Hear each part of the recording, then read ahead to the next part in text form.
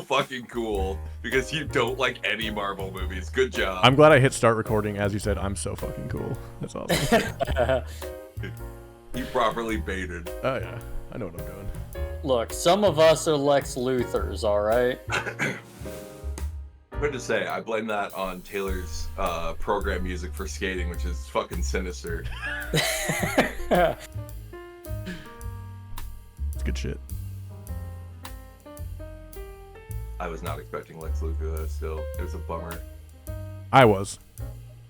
I'm happy with Engineer. So on Spotify, I didn't go with it. for those listening to the intro, hey, on Spotify, there's a Superman playlist that has like most of the main characters in it, and whatever one is on the cover of that playlist is your music taste, and mine was Jimmy Olsen, Jake's was the Engineer, and Nate was Lex Luthor. On my shared Spotify account. Okay, Johns, Not calm mine. down. Hearing a lot of You're very quick to be like, let me be clear, it's not me who's Lex Luthor, it's my wife. yeah, I'm hearing a lot of rationalizations from the House Stender over there. I don't know if I appreciate it. All right, I gotta film some intros because I'm doing 3 different videos out of this. Yeah, we're editing, baby. All right, I'm gonna go up to me only. Here we go. It's a bird. It's a plane. It's a Superman review. What do you think? Pretty good? All right. Fix it in post. Yeah. What do I fix? Feels right. The script. Hey, you have access. Go. Is Superman the new king of comic book movies? Let's find out. I didn't like the "let's find out" like tone on the way out of that. I agree. Do you want to try I it? don't think there's nothing inherently wrong with it, but I could tell that you didn't believe it. Yeah. Yeah. Okay. You hated yourself for I saying know. it. As I said it, like as I said, let's find out. I was like, is Superman the new king of comic book movies? Let's find out. Ugh, Jesus, that's even worse. I thought it was better. All right, I'm doing that one. Good enough for me. Hey everybody.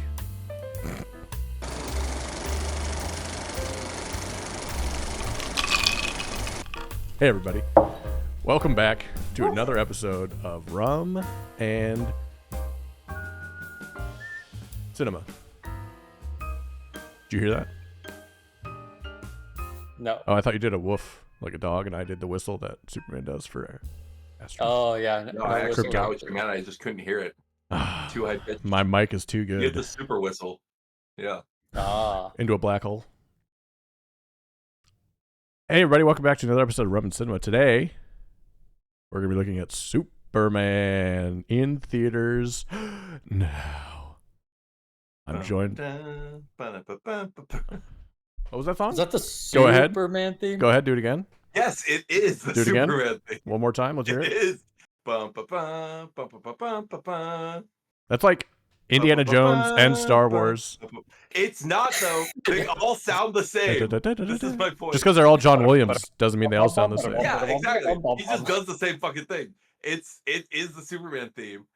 I was like humming it as we were walking to the theater. And I was like, is that Indiana Jones? And then it started playing in the middle of the movie, and I was like, that's the fuck. They play it at some point. I think modulated. you're melodically wrong. You can't say they play It's it very possible. modulated I'm not good at singing. and then be like, that's exactly how it sounds. Well, it was like stretched. They slowed it down. It was an instrumental. It was like bum bum bum. It came in when it was like doing a close up on the Superman logo at one point. Can you do it one more time? Just clean audio. I don't want to. Okay. We're gonna check after the episode and see how close you are. Right now, I promise. So today we're talking about Superman, the movie from 2025, written and directed by James Gunn, who you know from Guardians of the Galaxy, The Suicide Squad, right? Yeah, and others. Whichever Suicide Squad. The good one, starring David Cornsweet as our new favorite Superman, who's been in he was in Twisters recently. He was in Pearl. He was in other things. Rachel Brosnahan, our new Lois Lane, who honestly, take her or leave her in this movie. She plays Maisel in The Marvelous Mrs. Maisel. She was in House of Cards. She was in The Amateur. Good actress. Then we have Nicholas Hoult as Lex Luthor, who honestly crushed. Yeah. Crushed. Absolutely stellar. Made what's his face? Eisenberg. Yeah, Jesse Eisenberg looked like Mark Zuckerberg. Ooh. Ouch. I mean, did anyone even like him even a little bit? Eisenberg? I didn't even say that. I think when I saw the trailer, I was like, oh, this could be interesting, and then I immediately hated it in the movie. Same. You might know Nicholas Hoult from his huge run of movies lately. This is his last 8 entries. The Menu. Yeah. Renfield. The Order. Juror Number 2. Nosferatu. And then Superman. He was also in X-Men. He plays the Beast in the young version. Mad Max Fury Road. Jake's top 16 movie of all time. Nicholas Holt's a boss, and he crushes as Lex Luthor. And then we have some other big names. Alan Tudyk plays the robots, doing a funny voice, killing it, obviously. We have Bradley Cooper and Angela Sarafian, who you may recognize from Westworld, as the parents of Mr. Kal-El. Maria Gabriel de Faria as the engineer. I thought I recognized her from something, but looking at her IMDb, I don't know. Same. I looked at hers and I'm like, yeah, I don't really know. She has a face that I recognize, but it must not be it. And then Jimmy Olsen, played by everyone's favorite from The Righteous Gemstones. And IMDb put him way at the bottom. Skylar Gisondo, who played Gideon in The Righteous Gemstones. So, Superman, 2025. What are your thoughts? So I'll preface this by saying I have not seen many Superman films. I'm not into the Superman comics. I'm on record as not liking Superman as a hero, right? I don't like the idea. He's too powerful, and to me that's uninteresting. I saw the Justice League, the Snyder Cut, and I think I saw parts of Batman versus Superman, or maybe I saw the whole thing. I don't remember. Martha. Yes. Okay. Yeah, you saw it. Yep. Okay. So, I loved this film. I have some small critiques, but one of the better comic book movies I've probably ever seen. Super excited to see more of this DC gunverse. And yeah, super excited to talk about what I see as just a lot of positives for this movie. Yeah, same. Nate? Yeah, absolutely loved it. Wait. I'm really excited for the DC Studios, I think is what they called it, the new studio. Super pumped. Nate liked this one too? Like I said, we'll get... Yeah, I mean, there were a couple parts that I didn't like, but for the most part, I loved the majority of the movie. And definitely love this is our new Superman. Yeah. But I also just really love the universe that this is in and how weird it is immediately. Yeah. It's what very much should felt be like a comic book. Yes. Yes. It's weird because some of the superhero movies have felt like comic books, but I feel like we've kind of lost that, and then they started only feeling like superhero movies, which is, I'm not saying that's good or that's bad or whatever, but just watching this one again, I was like, oh my God, this feels like a comic book. Honestly, the first time I thought that was literally just Clark and Lois in the apartment. And I was just thinking, even the cinematography of this looks like a comic. Yeah.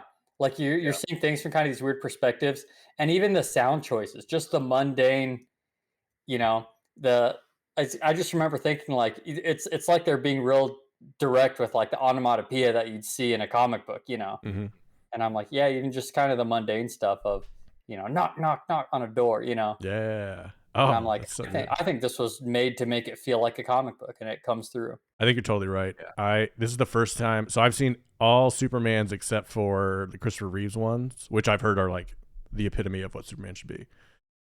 But I walked out of the theater thinking this was the best comic book movie I've seen except for The Dark Knight. Like, that's how good I thought it was. And it was probably more fun than The Dark Knight. Like, The Dark Knight, I think, is a better film and movie and acting. But more fun than The Dark Knight. Low bar. It's like more. It is interesting. I'm curious what Batman's going to be like in this universe. I'm saying, like, who's it going to be? Yeah. I think it should be the guy who is in Reacher, that giant dude. He'd be awesome. Yeah, I love that guy. He's awesome. But yeah, remember his name, but I love him. No idea who he is. Yeah, my wife does. Reacher. Yeah, it's Reacher. He's 6'4", 280, and built like a brick shit house. And he's Thad. Thad Castle. He is Thad Castle. Yeah. I think about 15 minutes into this movie, I thought to myself, this is the first time I've ever seen Superman on film. Like, this feels like the first time I've ever seen it, because it felt like, even just in the first introduction to him, he gets punched in the mouth, he loses a fight, he's bleeding. Like, that's not something you usually see from Superman. You're like, oh, this is like you were saying, Superman gets boring because, like, he's the first superhero. You can't hit all the powers. There's no threats to him, so there's no sense of you gotta have some like maybe he's gonna lose. Yeah, non-existent element to beat him. It's like, all right, well, no. I think that's the thing that they really got right in this, that is in the comics, is that what a big part of what makes him interesting, like how you can actually have conflicts, how they have conflicts in the comics, is that he's always trying to do what's right. Like, the reason he gets caught in this movie isn't because he gets beat by Lex's, suit. We'll get into it. But the real reason he gets caught is because he turns himself in. Yeah. Because the government put out a warrant for his arrest. Like, that's something comic book Superman would do. Mm-hmm. He's he's like, oh, well, the police have questions. I have to answer them. He says something, and walks into a trap. He says something to the effect of golly gee in the first 5 minutes. And I was like, oh, yeah. Our little guy. Really, like, he feels like he's raised by some nice parents in Kansas that just treated him well. I do love that the parents are just actually people from Kansas. Yeah, just instead of Kevin Costner models. Yeah, Kevin Costner. Yeah. I mean, he is our most Kansas of Hollywood actors. That's true. That's true. I did see one comment that it was like, if Superman crash landed in Kansas today and was raised by farmers, oh my god, we'd have a situation.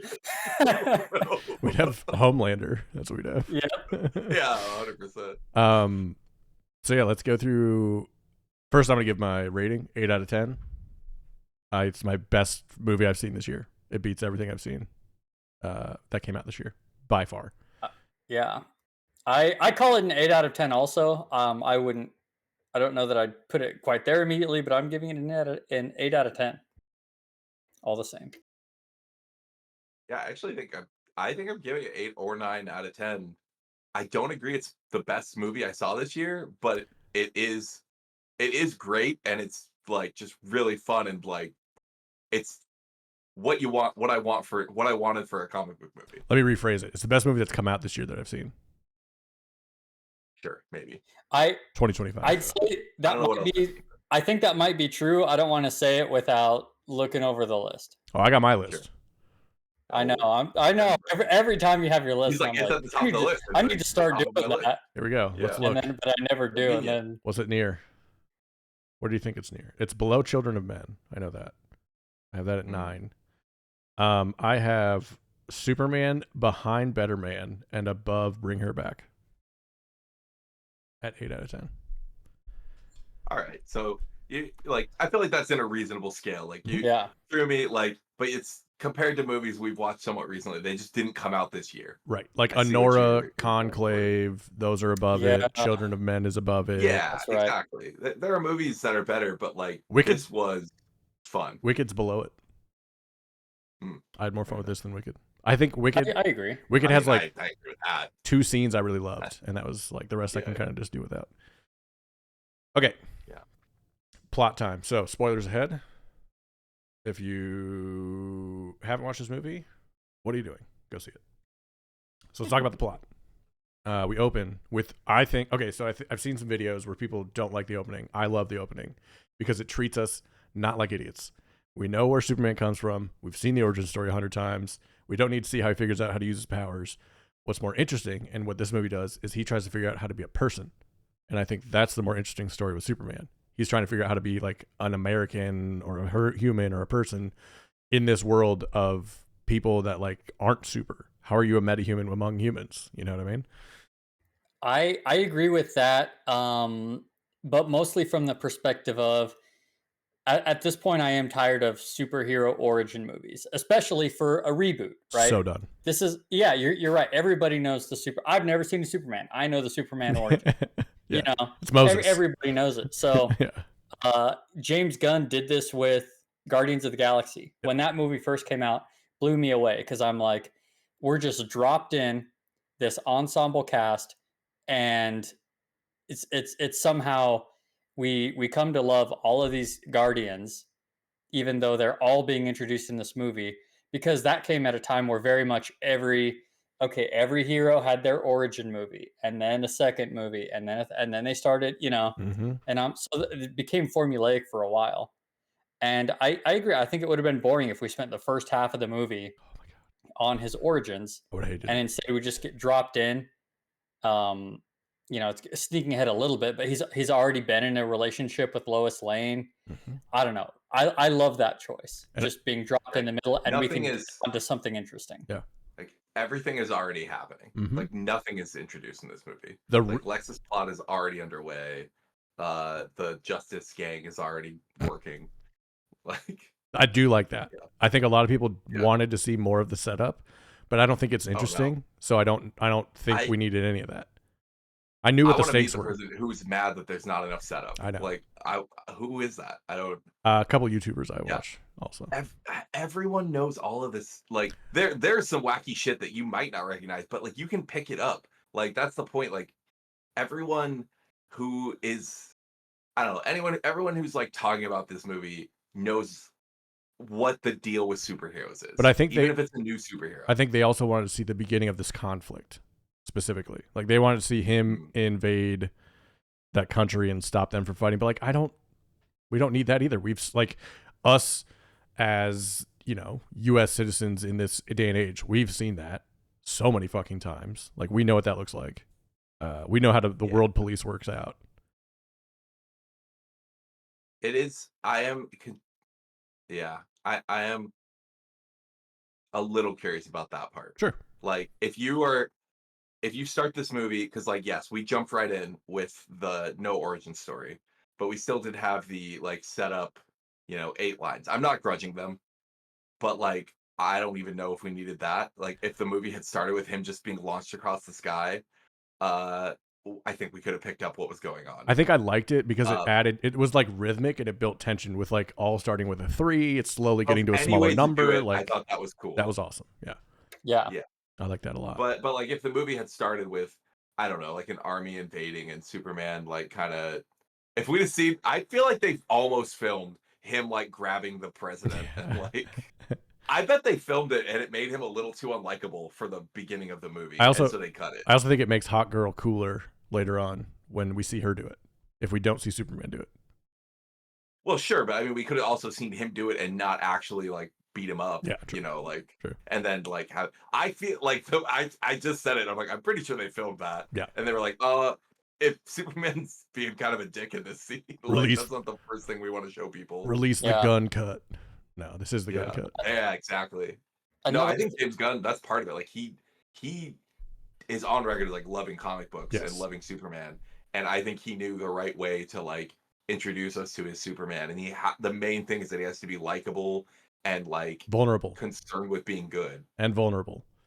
Yeah, you start a Superman movie with him bleeding and getting drug off by his dog to the solitude Fortress of Solitude. 100% locked in already. Another thing I saw is that apparently right up until the end, they had this movie in days, and it would cut to black and it would say day 1, and then it would cut to black and it would say day 2, and right at the very end they took out those title cards. and but you can still tell where the pauses are because it just very abrupt switches, cuts to black and then switches. I kind of like that it Yeah, doesn't I have heard that. and I it basically the point of what I heard, and it did sound right to me, is that like it does screw with the pacing a little bit. Like you can feel when it changes, and you just doesn't feel Yeah, something feels a little weird. Because that is probably like my number one or two criticism of the movie is like there were some pacing issues. There was some stuff that was weird. Like Yeah. it's really the characters and the world that shine through. Like as a movie, it's kind of like all over the place sometimes. There's a lot going on. yeah, But Which you can do, but you yeah. need a strong framing device. And that was like basically they were like, yeah, he had a strong framing device, and for some reason he cut it. Yeah. So we see Superman get punched. We don't see him get punched. We see the aftermath. He's hurt. He gets drugged back to the Fortress of Solitude by Crypto, dog that we find out is not his later, but starts off as his. And there's robots there, played by Alan Tudyk. Fix him up. They show him a video of his parents, and his parents are like, "Be a good person. We're gonna send you here to be a good person."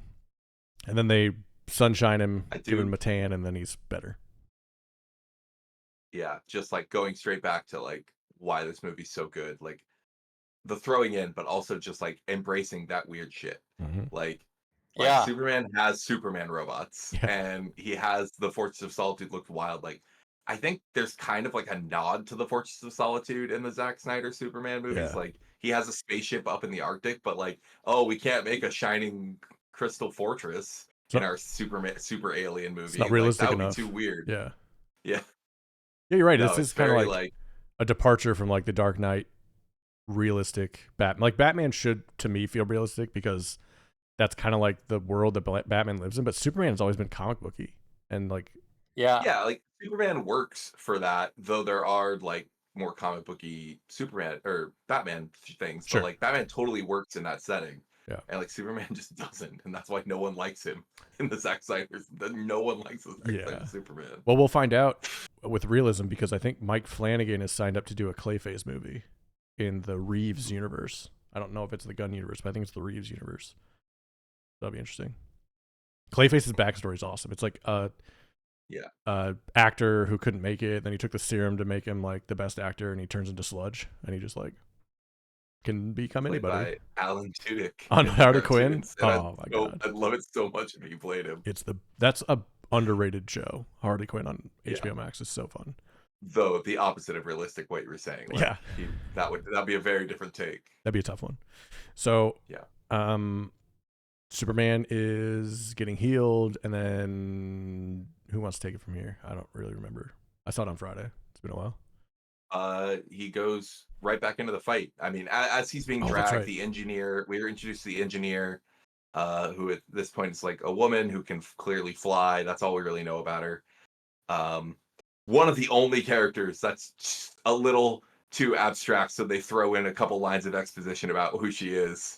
Yeah, I had to roll my eyes at, but like I get it. James Gunn, fucking nanobots in her blood. That's a lot. James Gunn was like, I know who this character is, but 7 other people do, so we need to like. Yeah, exactly. Like you can't just introduce this. Like only people who are watching speculation movies about what this is going to be and get introduced to the Justice Society ahead of time can tell you who this person is. 100%. And yeah, then she just looked like this crazy metal transformer lady, and that's not as fun. No. So anyway. We're introduced to the engineer. She's like tracking the thing, and then it cuts back, and she's talking to someone, and that's where we first get our introduction to Lex Luthor. He's talking to her, and she's working for him. It's very clear. Yeah. And then Superman's healed. He gets right back up. Important dialogue. The robot's like, "You're only at 83%," and he's like, "But people are going to get hurt." So he flies right back to the fight. The fight against the Bolivian Knight. Bolivian Hammer. What? Yeah. Hammer. Well, yeah, whatever the fake country is, I don't remember. Yeah, it's forgivable because it's a fake country. Yeah. Definitely starts with a B. Which I guess was set up in the thing. He lost a fight to I don't remember how it's set up. There's like news, your stereotypical news narration that's saying like No, it is in the front. He stops the conflict. And then it's in the intro scroll that says like he the Bavarian Hammer comes to like fight him. Yep. So yeah, he flies right back to Metropolis, and he starts to fight the Bavarian Hammer. I was gonna say Bavaria. Yeah, I think it's right. Moravia. Moravia. Okay. Real subtle.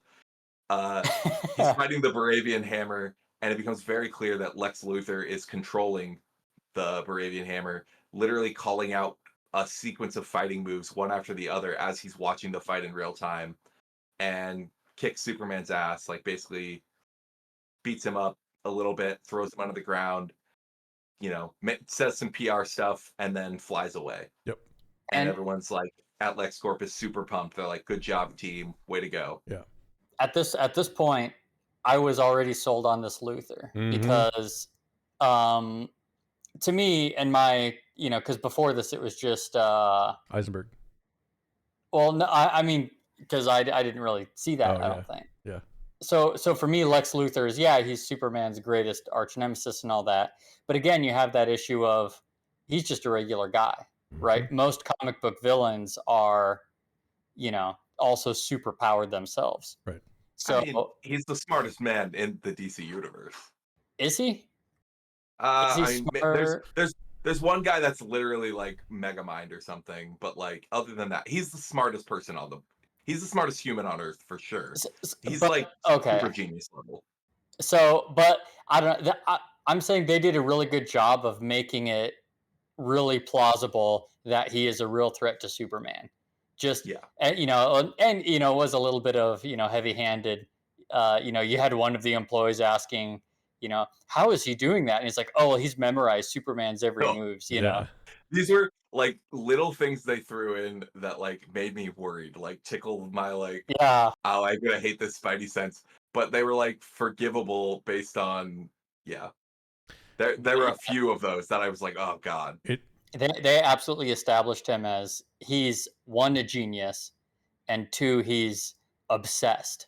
And I think that's the scarier thing than him being a genius. It's not his. I mean, it is his genius that lets him compete with Superman, but mostly it's his obsession.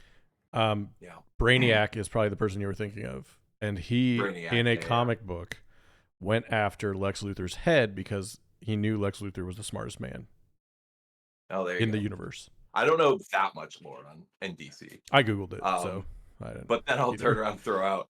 It was a fun call out too. Like if you watch like DC animated stuff, I don't know. I think it's in the comics too.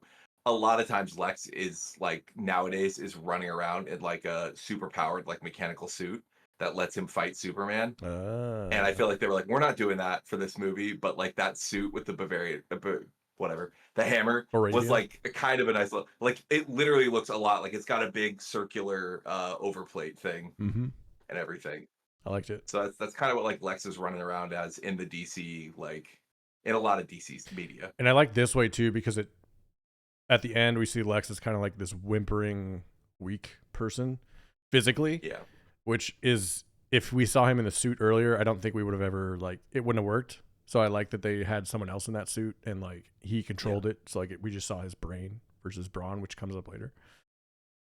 So, Superman, gets fucked around with, has a bad time. Then we cut to the Daily Planet. Is that right? We go to see Clark Kent now, who has hypno glasses, which they mentioned, which is cool. His glasses hypnotize people to make him look like somebody else. Kind of badass. My question is, does Lois still get hypnotized? Or does she... That was my question, because they explained that, and I thought maybe he was just theorizing.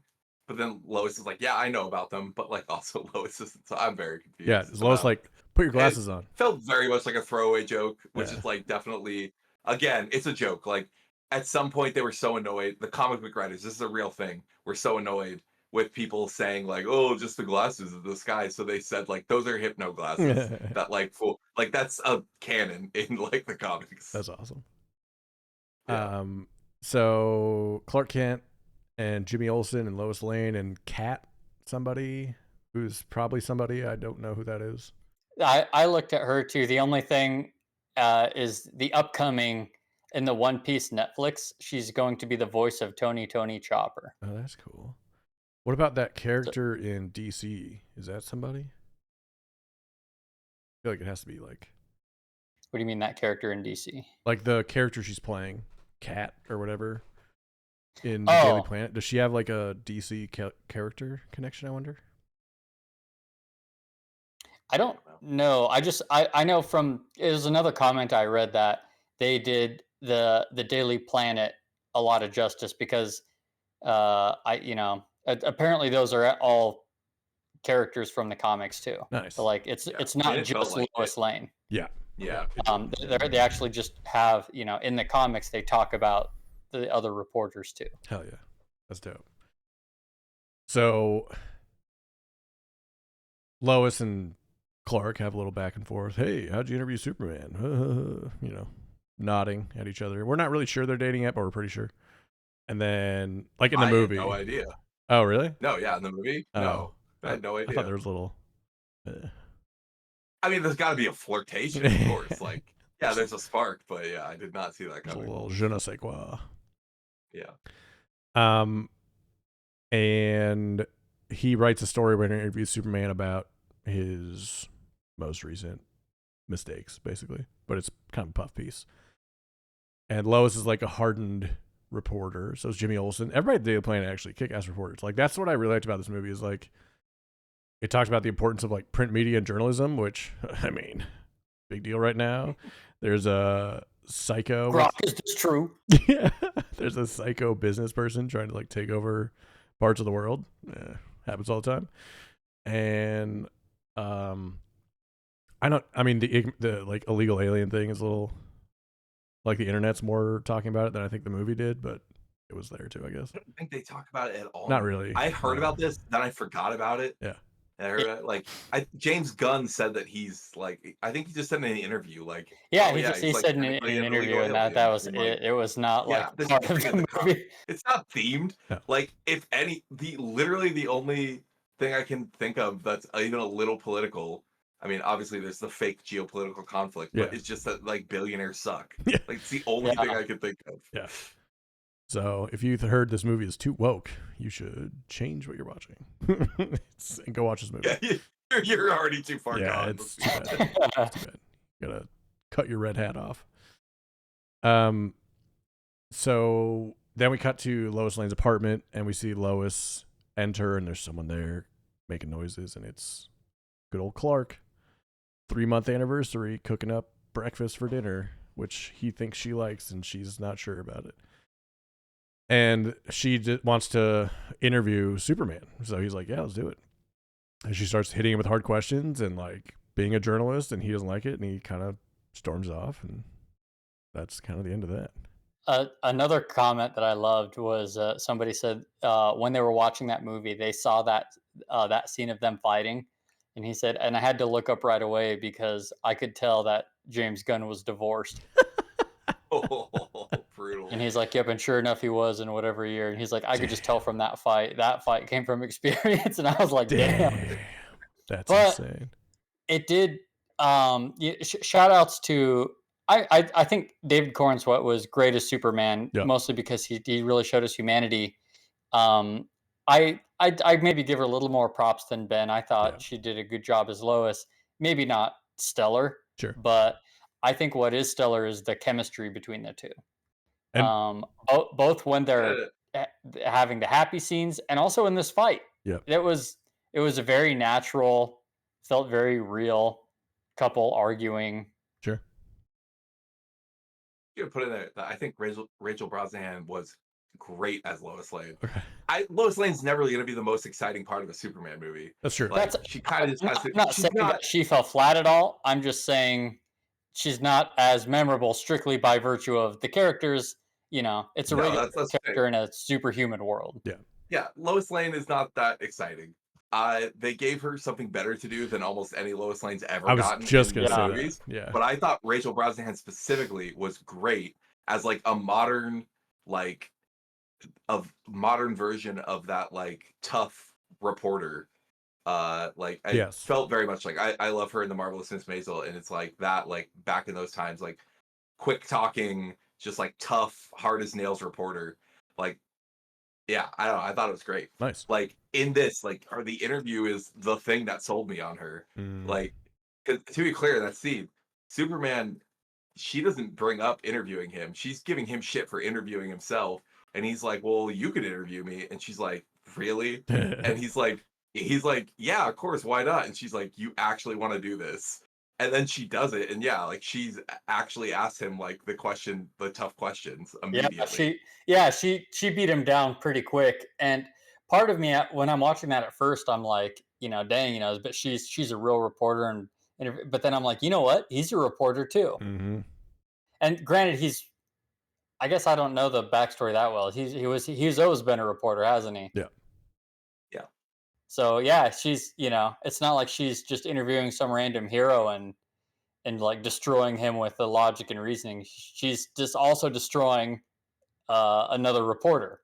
But I think he's never had anyone question him as Superman that much before. Yeah, he hasn't been interviewed as Superman, and like it seems what I took that scene as like he thinks it's obvious what the right thing to do is, and he's just doing it. Yep. And he's not thinking about how uniquely positioned he is. Yeah. Like, because he's like a human nuclear deterrent. It's pretty fucked up. Like what she described, again, like that scene could have played out either way at the beginning if we actually saw him like stop the war and then pull out this dictator. I think it could have been fun because you'd be on his side and you see him like throw him down onto a cactus and like you're like dun dun dun, dun, he flies off, and then when she's questioning him and she's like, you fucking tortured the head of a state. That killed me too. And she's like, I know, I pushed his back into cactus, so you tortured him. Yeah, like that's insane. But yeah, like I think he's a smart guy in this movie. Like he's a little naive, but like he's, like you said, he's a reporter. He's smart too. He just, as Superman, is just like, well, I'm obviously doing the right thing. Yeah. Yeah. It's interesting setting of conflict. He's not perfect. Like again, the whole point is like, to me, I don't know if it's so much that he's learning to be human as like he is just a human who's like trying to figure it out. And so like, yeah, he's fucking up. Like he's not doing an amazing job all the time as Superman. Right. So then Lex breaks into the Fortress of Solitude with Ultraman and the Engineer, and they pull the video that we see Superman watch in the beginning of his parents going, blah, blah, blah, blah, blah, blah, be a good person, blah, blah, blah, blah, blah. And they fuck up the robots and Krypton the super dog. Crypto is hurt. He's got a big nanobot. Audible gasp from Taylor. Nanobot muzzle. When she nanobotted Crypto's face. It was such a good way. So sad. It was such a good way to have Lex Luthor be just evil from the beginning. Yeah. Just vile. And then they break. So basically part of the video is corrupted, so he doesn't see the end. Superman doesn't ever see the end. And they uncorrupt it. Decorrupt it? I don't know.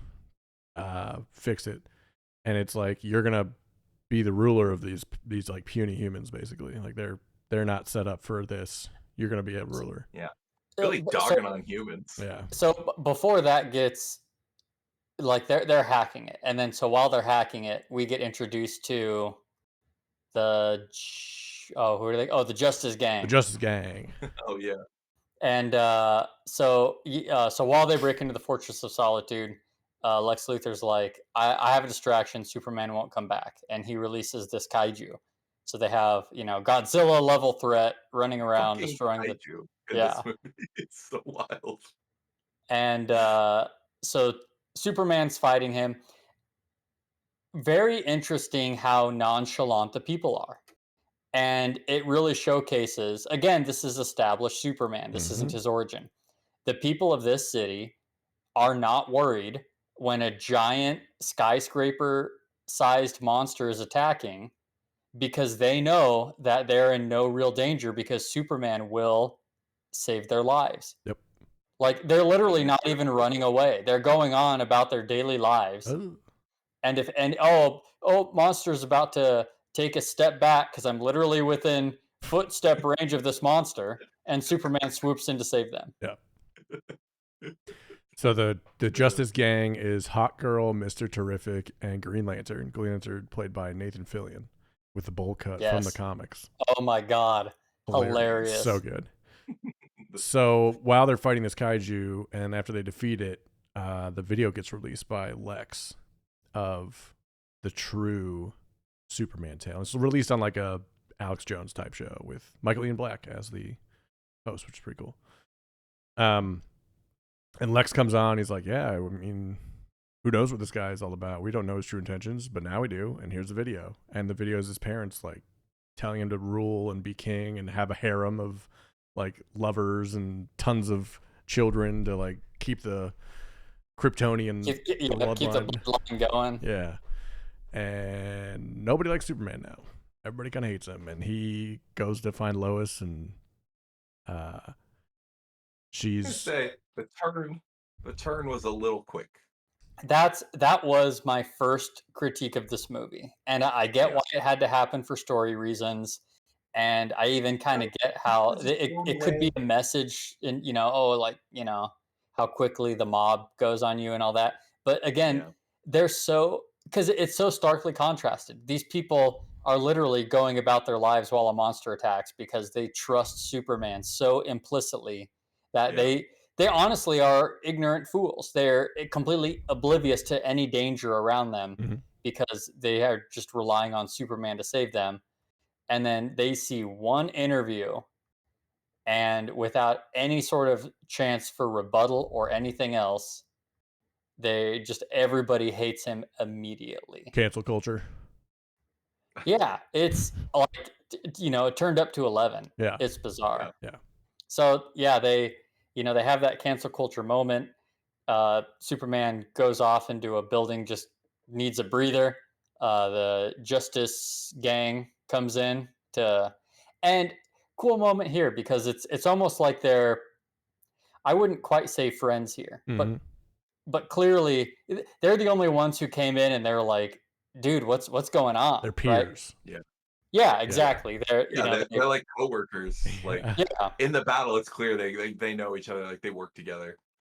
Though we kind of glossed over also the Justice Gang is kind of amateurish. It kind of sucks. Yeah. Like at this point, they don't know what they're very reckless. Yeah. Yes, exactly. I think they're incredibly competent. It's just they don't really care about collateral damage.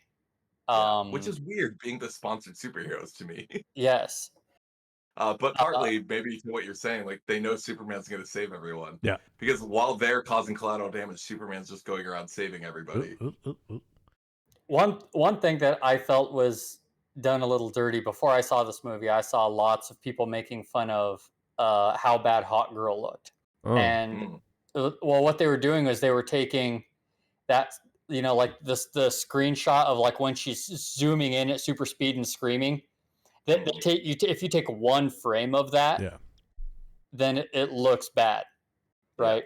But I mean that's the case for a lot of things. If you cherry pick a frame, you can get something that's absurd. Yeah, being annoying. Also, no, go ahead. I was just say also worth noting in this is the Green Lantern in this, Guy Gardner, is not your like classic Green Lantern, and like. That's a thing. There have been many Green Lanterns. Like, Hal Jordan is your classic, like, the fighter pilot who like first gets the ring.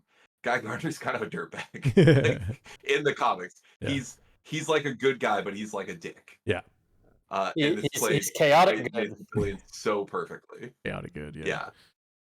I feel like I know Green Lantern, like his lore and whatnot pretty well. I know that there's multiple of them, and there's like a society of them. It's like right. Yeah. He's the Green Lantern for this galaxy. The sector of something. Yeah. The sector. Yeah. Okay. Yeah. So I don't know anything really about Hot Girl other than the obvious. She can sprout wings. They're not always there.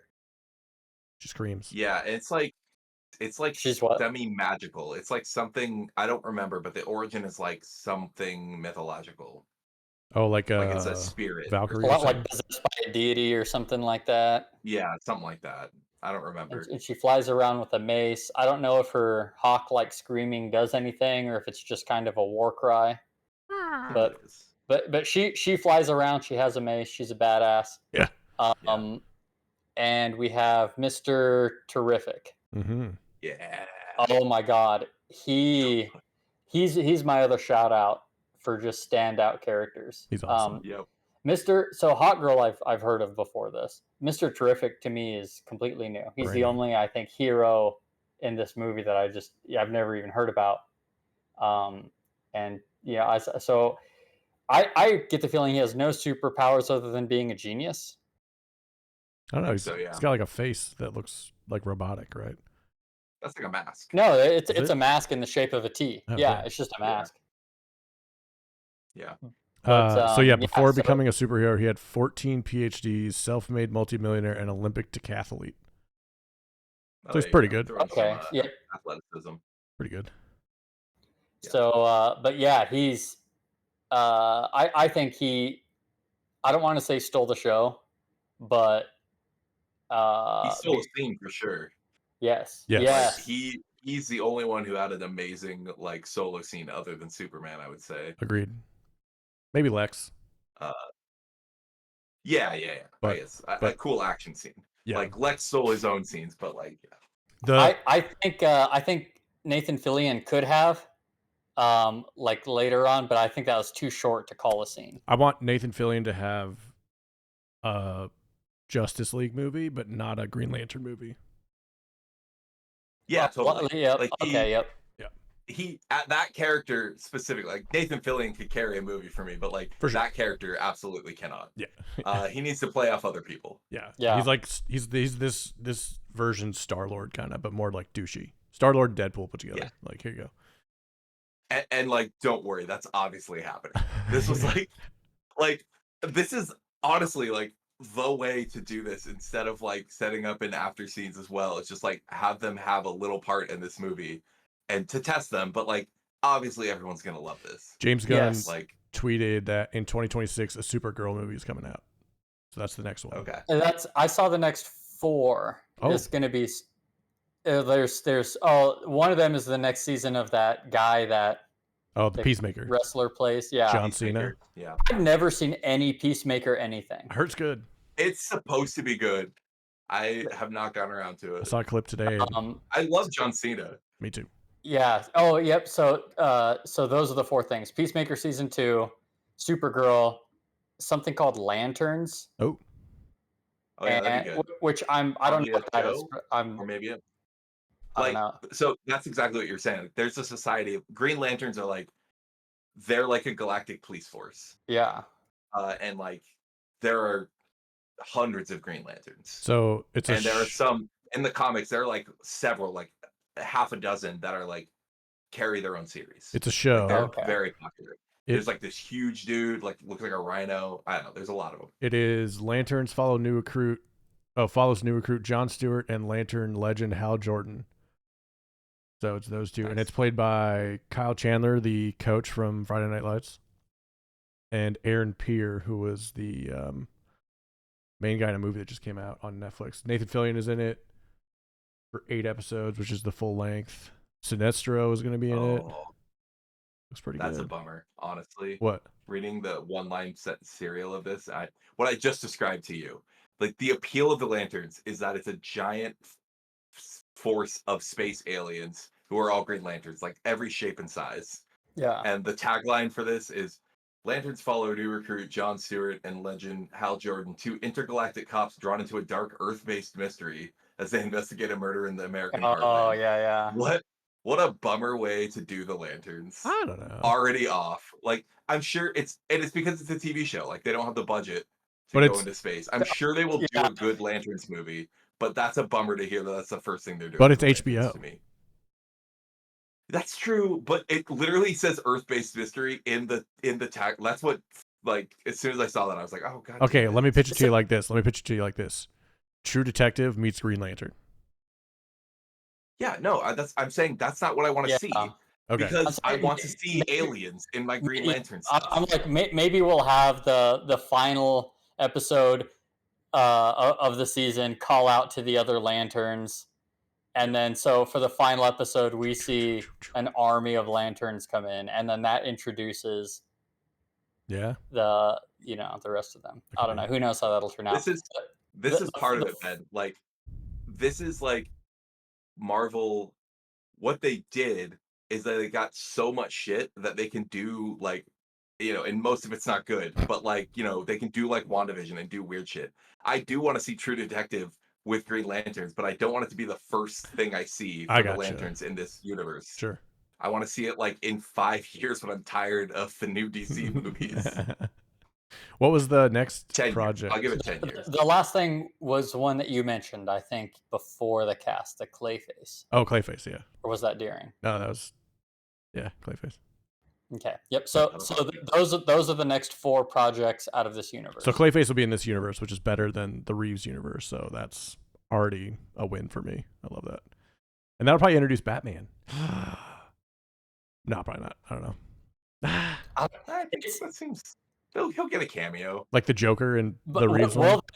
But then that'll be the reveal of Batman. Yeah, that's interesting. Post credits. Like if it's just a glimpse, it's fine. Like if it's Barry Keoghan's Joker in the Batman, perfect amount. That's you got me. I'm in. Anything more than that, too much. So, Superman is thrust into the spotlight as being a bad guy, and the U.S. government wants to talk to him. So Superman says, "I'm gonna go turn myself in," and Lois is like, "No, don't." And Superman's like, "I love you," and she's like, One that I want to mention here first is, so he talks to the Justice gang. They're all talking to each other. They're trying to figure out what happened. He tells them that hey, I've never seen the second part of that message. I feel like he cuts off his explanation a little short.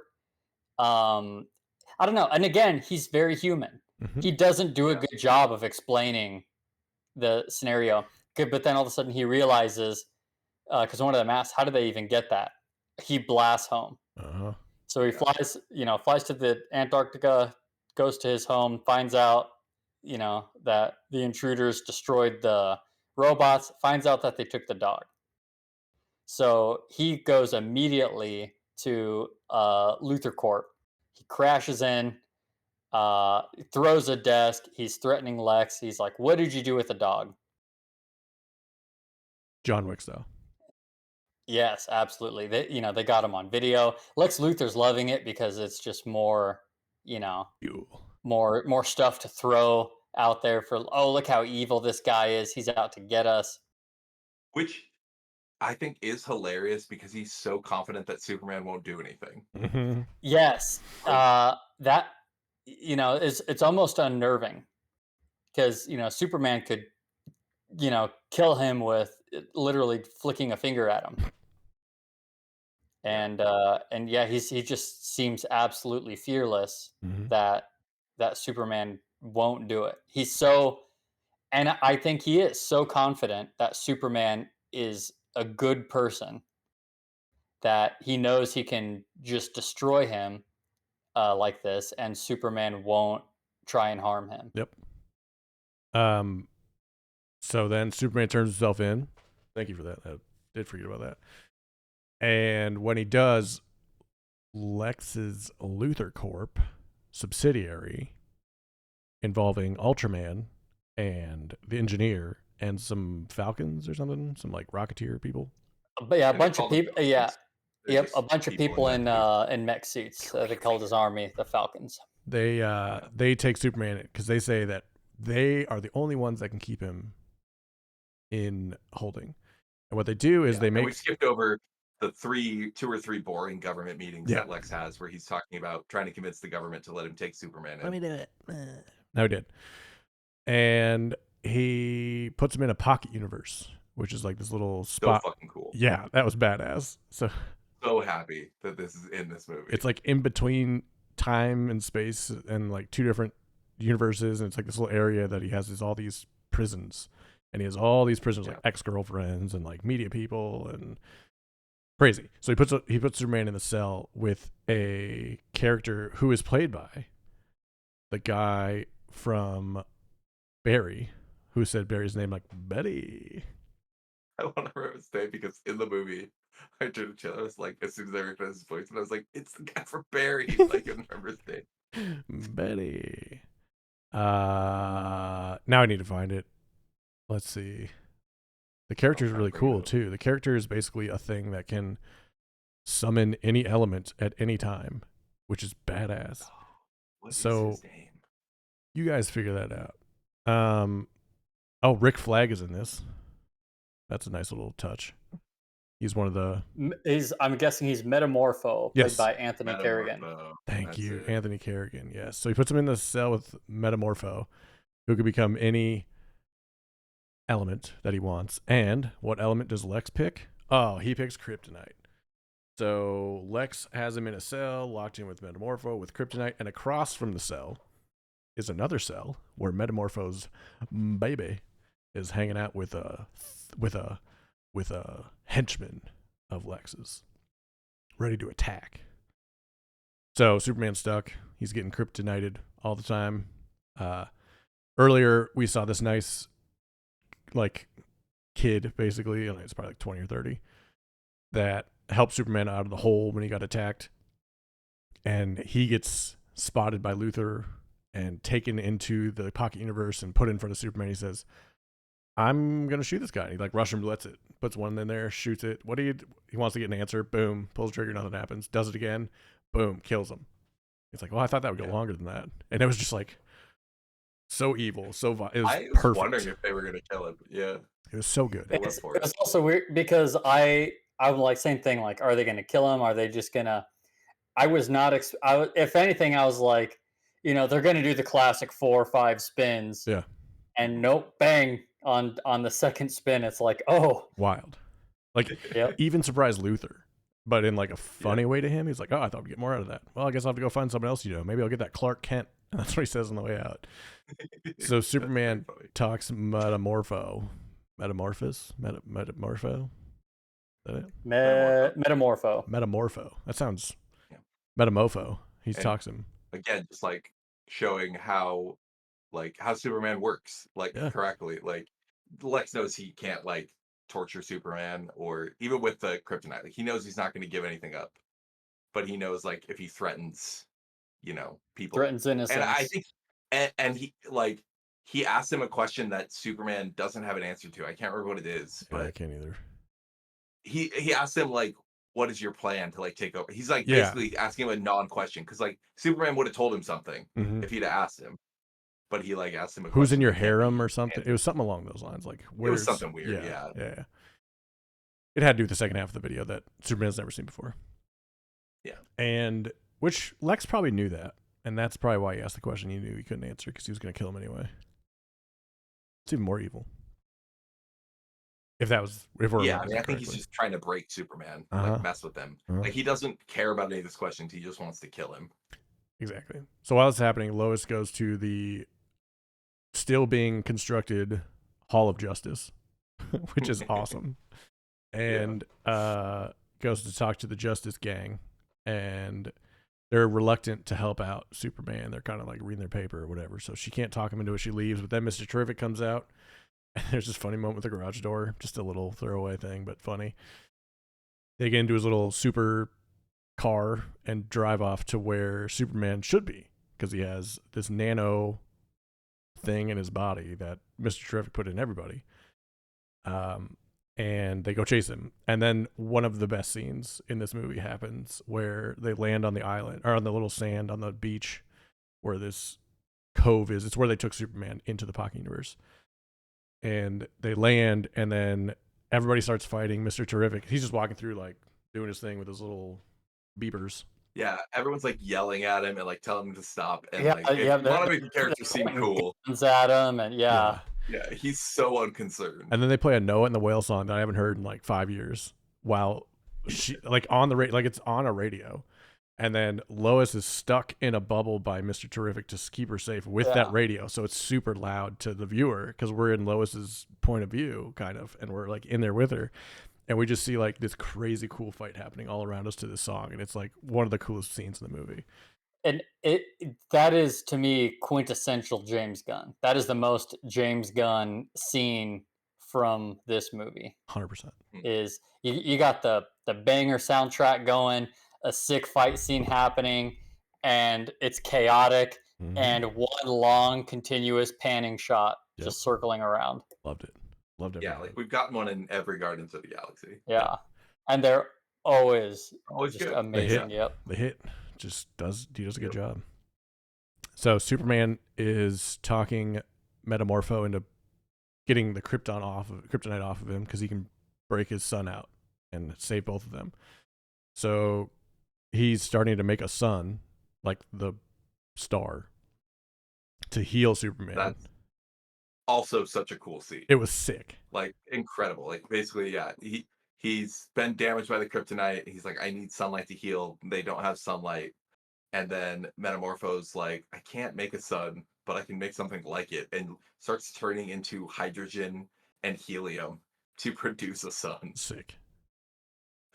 And then it's like this big blast of light, and everybody's kind of looking over there. And then Superman gets out, breaks out the kid. They go on this big chase. Everybody's getting in fights. Metamorpho has some sweet moves where he like turns into acid and fucks people up. And then Mr. Kind of, and I don't know how established Metamorpho is, or any of this. Kind of weird the restriction that they added, where he's like, "Oh, by the way, while we fight our way out of here, you have to carry my kid because I can't use my powers when I hold him." Yeah. And I'm like, that seems really random, but yeah, whatever. I mean, I wondered if he just like didn't want to risk the baby. Probably. I thought it was weird too. Like, I was confused. He flat out said, "I guess he said, yeah, I can't." As later, in, he has hands. Yeah. But, like, I thought he meant literally like he's in his gaseous form. He can't hold the baby to fly. But then he's clearly holding on to Superman. So I got confused again. I went back. Yeah. But because my first interpretation was like he can't use his powers when he's touching his kid, and I'm like, that's weird, but I don't get it. It's strange. Either way, just one little thing that I felt I didn't have an answer to. So. What year do you think Metamorpho was introduced? 1961. 65. I was gonna say, yeah, That's crazy. Nice. What about Mr. Terrific? I think he had to be in the 60s too. I would guess earlier. 1997. Oh, damn. Yeah. No way. That's insane. There's no way that's right. I mean, that's what Wikipedia says. Grok, is this true? First appearance was Inspector number 54, June 1997. Anywho, so honestly, when you said when was Mr. Terrific introduced, I was gonna say, was he black? Yep, he was. And that would have informed. I would have guessed later. Yeah. Yep. A woman or black, 1990s. That was what like threw me. I mean, they had a time, I guess more in like the 70s when they started adding a lot of black characters. They did. In both Marvel and DC. Like Black Panther. Yeah. This says there was a character named Terry Sloan who was basically Mr. Terrific and was introduced in 1979 and killed right away. Oh. And then the second Mr. Terrific debuted in 1997. Yeah, right? The decathlete. So Lois and Mr. Terrific are making their way into the portal, and Mr. Terrific's like, this shouldn't exist. This is going to fuck up the whole universe. You could easily rip a hole in the space-time continuum with this. And Superman's running to get out with Metamorpho and the baby, and they all get out. Boom, crash into each other. Oh, Lois, you saved me. You came to get me. Superman, I love you. Oh my God. So they're hanging out. And then the invasion of that country on the other country happens again. Bavarian Cream and Poor. Yeah, Super Poor and Bavarian Cream start fighting again. And there's a video of this kid in the front of the Jarpoor people with a Superman flag, and Superman's like, shit, I gotta go. Oh, that was so good. Lois takes Superman back to his parents. That's right. And we see Ma and Pa Kent. Yep. And Lois looks around, and Superman's just recovering because he had kryptonite poisoning, and they say, oh, he's gonna be fine. He just needs a night of rest. So he's resting up. She's seeing his childhood home, and we see Clark we saw one phone call earlier. Yeah. And immediately very endearing.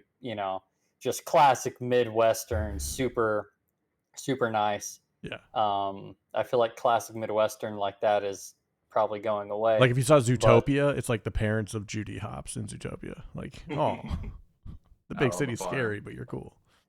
And one of the best scenes in the movie was, I think, Clark Kent on the porch talking to Pa Kent. Mm-hmm.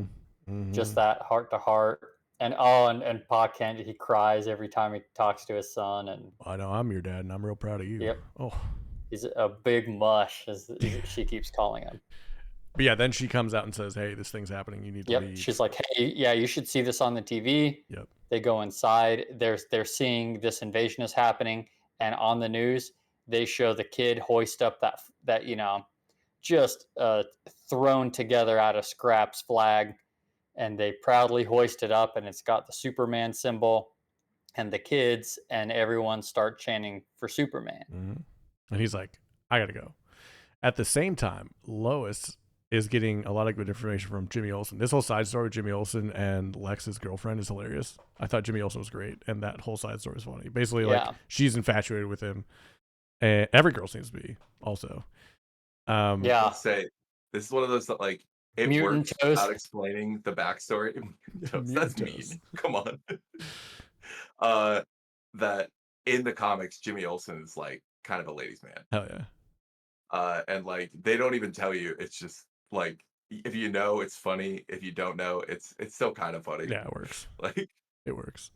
Yeah. So Jimmy gets a bunch of information from her as like Lex is about to like kick her ass and put her in jail, and Lex decides that he needs a distraction to keep Superman out of Jarnpur and Bavarian, because what Jimmy finds out is Lex Luthor's whole plan is to take over Jarpur and have half of it for himself. Lexistan, or whatever he's going to call it. Luthordom. I hope that was on a map somewhere. There was a name, but I can't remember what it was.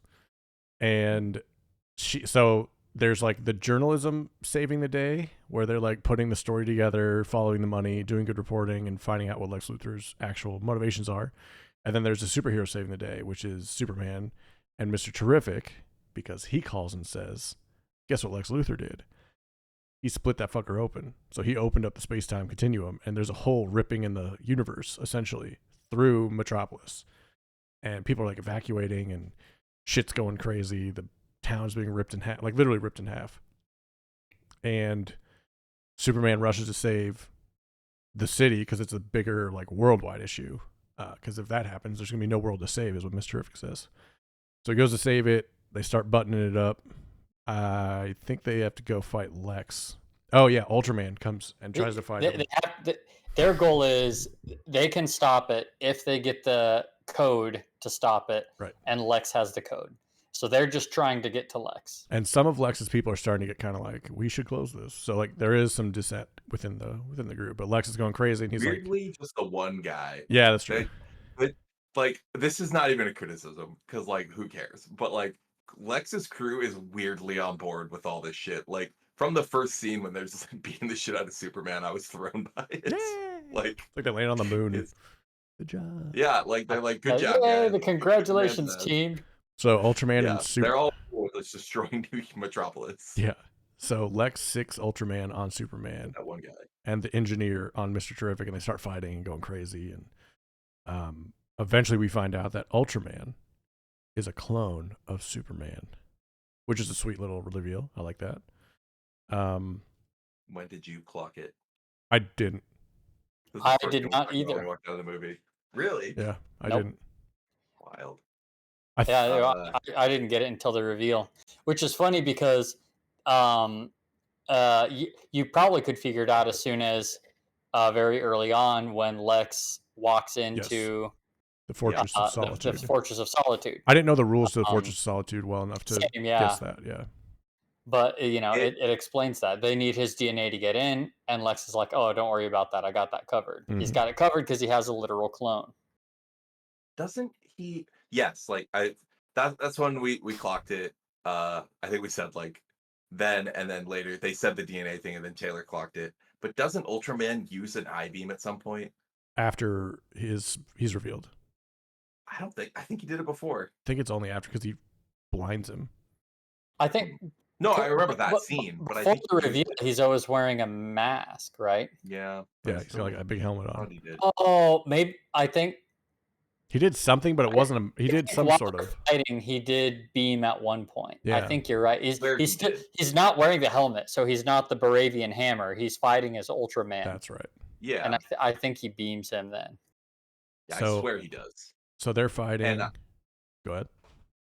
Yeah, no, I was just, that plus like the storied history of like Bizarro with like Lex making Superman clones. Do you think he's going to turn into what is it, Solomon Grundy? Is that the guy? Not Solomon Grundy, Bizarro. Bizarro, okay. Yeah. Yeah. That's going to be sick.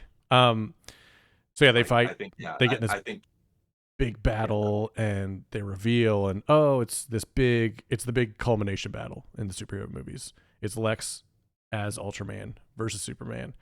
And the whole conversation is about brain versus brawn and how Lex knows every move that Superman's going to do, and he does, and he defeats him, and he's getting him, and then Superman makes a couple moves, and bam, he's back on top. Takes out the cameras, so Lex can't see what's going on anymore, so now it's just Ultraman versus Superman. He calls the dog, yeah, and Crypto takes out the cameras. Crypto grabs him, and we see just Superman going ham on Ultraman, kicks him into a black hole, which is where I think Bizarro's going to be at. Sick. And then that's it. I was a little bummed that like Superman purposely killed him. I really thought it was going to be an accident. I don't think he killed him though. Well, no, but he thinks throwing he did. someone into a black hole is His intent was to kill him. For sure. He thinks he killed him. Yeah.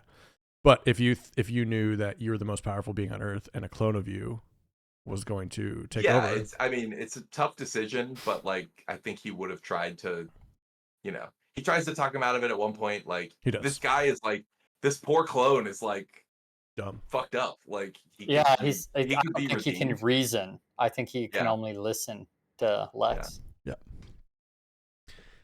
So they go up to LexCorp, his little spaceship, beat the fuck out of him, get him to turn off the thingy. Everybody's happy. Yeah, beat the fuck out of him. Take issue with that description. Okay, they show up, and Superman gives just a knockout of a speech, and the core of it is he says, "Look, I'm human, and that's my greatest strength. I make mistakes, I learn, I love, I fail, and that's my greatest strength." He goes, "And it could be yours too." So even in that moment, he's trying to get redemption from him. Mm-hmm. And he knows, he's like, "Look, you're going to prison," but he still holds out hope for him. And he says, "I hope one day you learn that too." Yeah. So even as he knows he has to be stopped and he has to be put away, he's still holding out hope for him.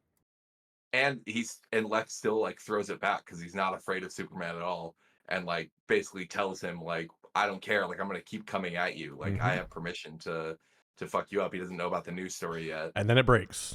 He's like defeated in the moment because like Superman's there. He can't fight back either. He's like canceling Luthor out, and then Mr. Terrific just fixes it. But then the news story breaks, and Luthor knows that he's stuck, and his team starts to kind of turn on him. And then Crypto shows up and beats the fuck out of him. And then Crypto fucks him up, which is hilarious. It's a hilarious way to give him comeuppance. That is really good. You can't blame the dog. And then everybody lived happily. That dog is a menace. Yeah. But it's wild that he didn't kill Lex. Yeah. We find out at the end that Supergirl's the owner of Crypto. And like there's some nice little back and forth banter about like, oh, that's why he's like the way he is. So we get introduced at the very end of Supergirl, who will be the next movie, 2026. And yeah, Supergirl, super looking forward to that. A bit more of a mess. I'm so excited. Played by, I can't remember her name, but she is the teenage Rhaenyra Targaryen on House of Dragons.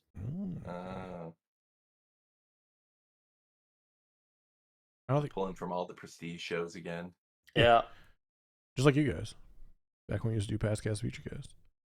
I mean, that's how the cast we were just being realistic. Yeah. Because Hot Girl, she's in The Last of Us. We're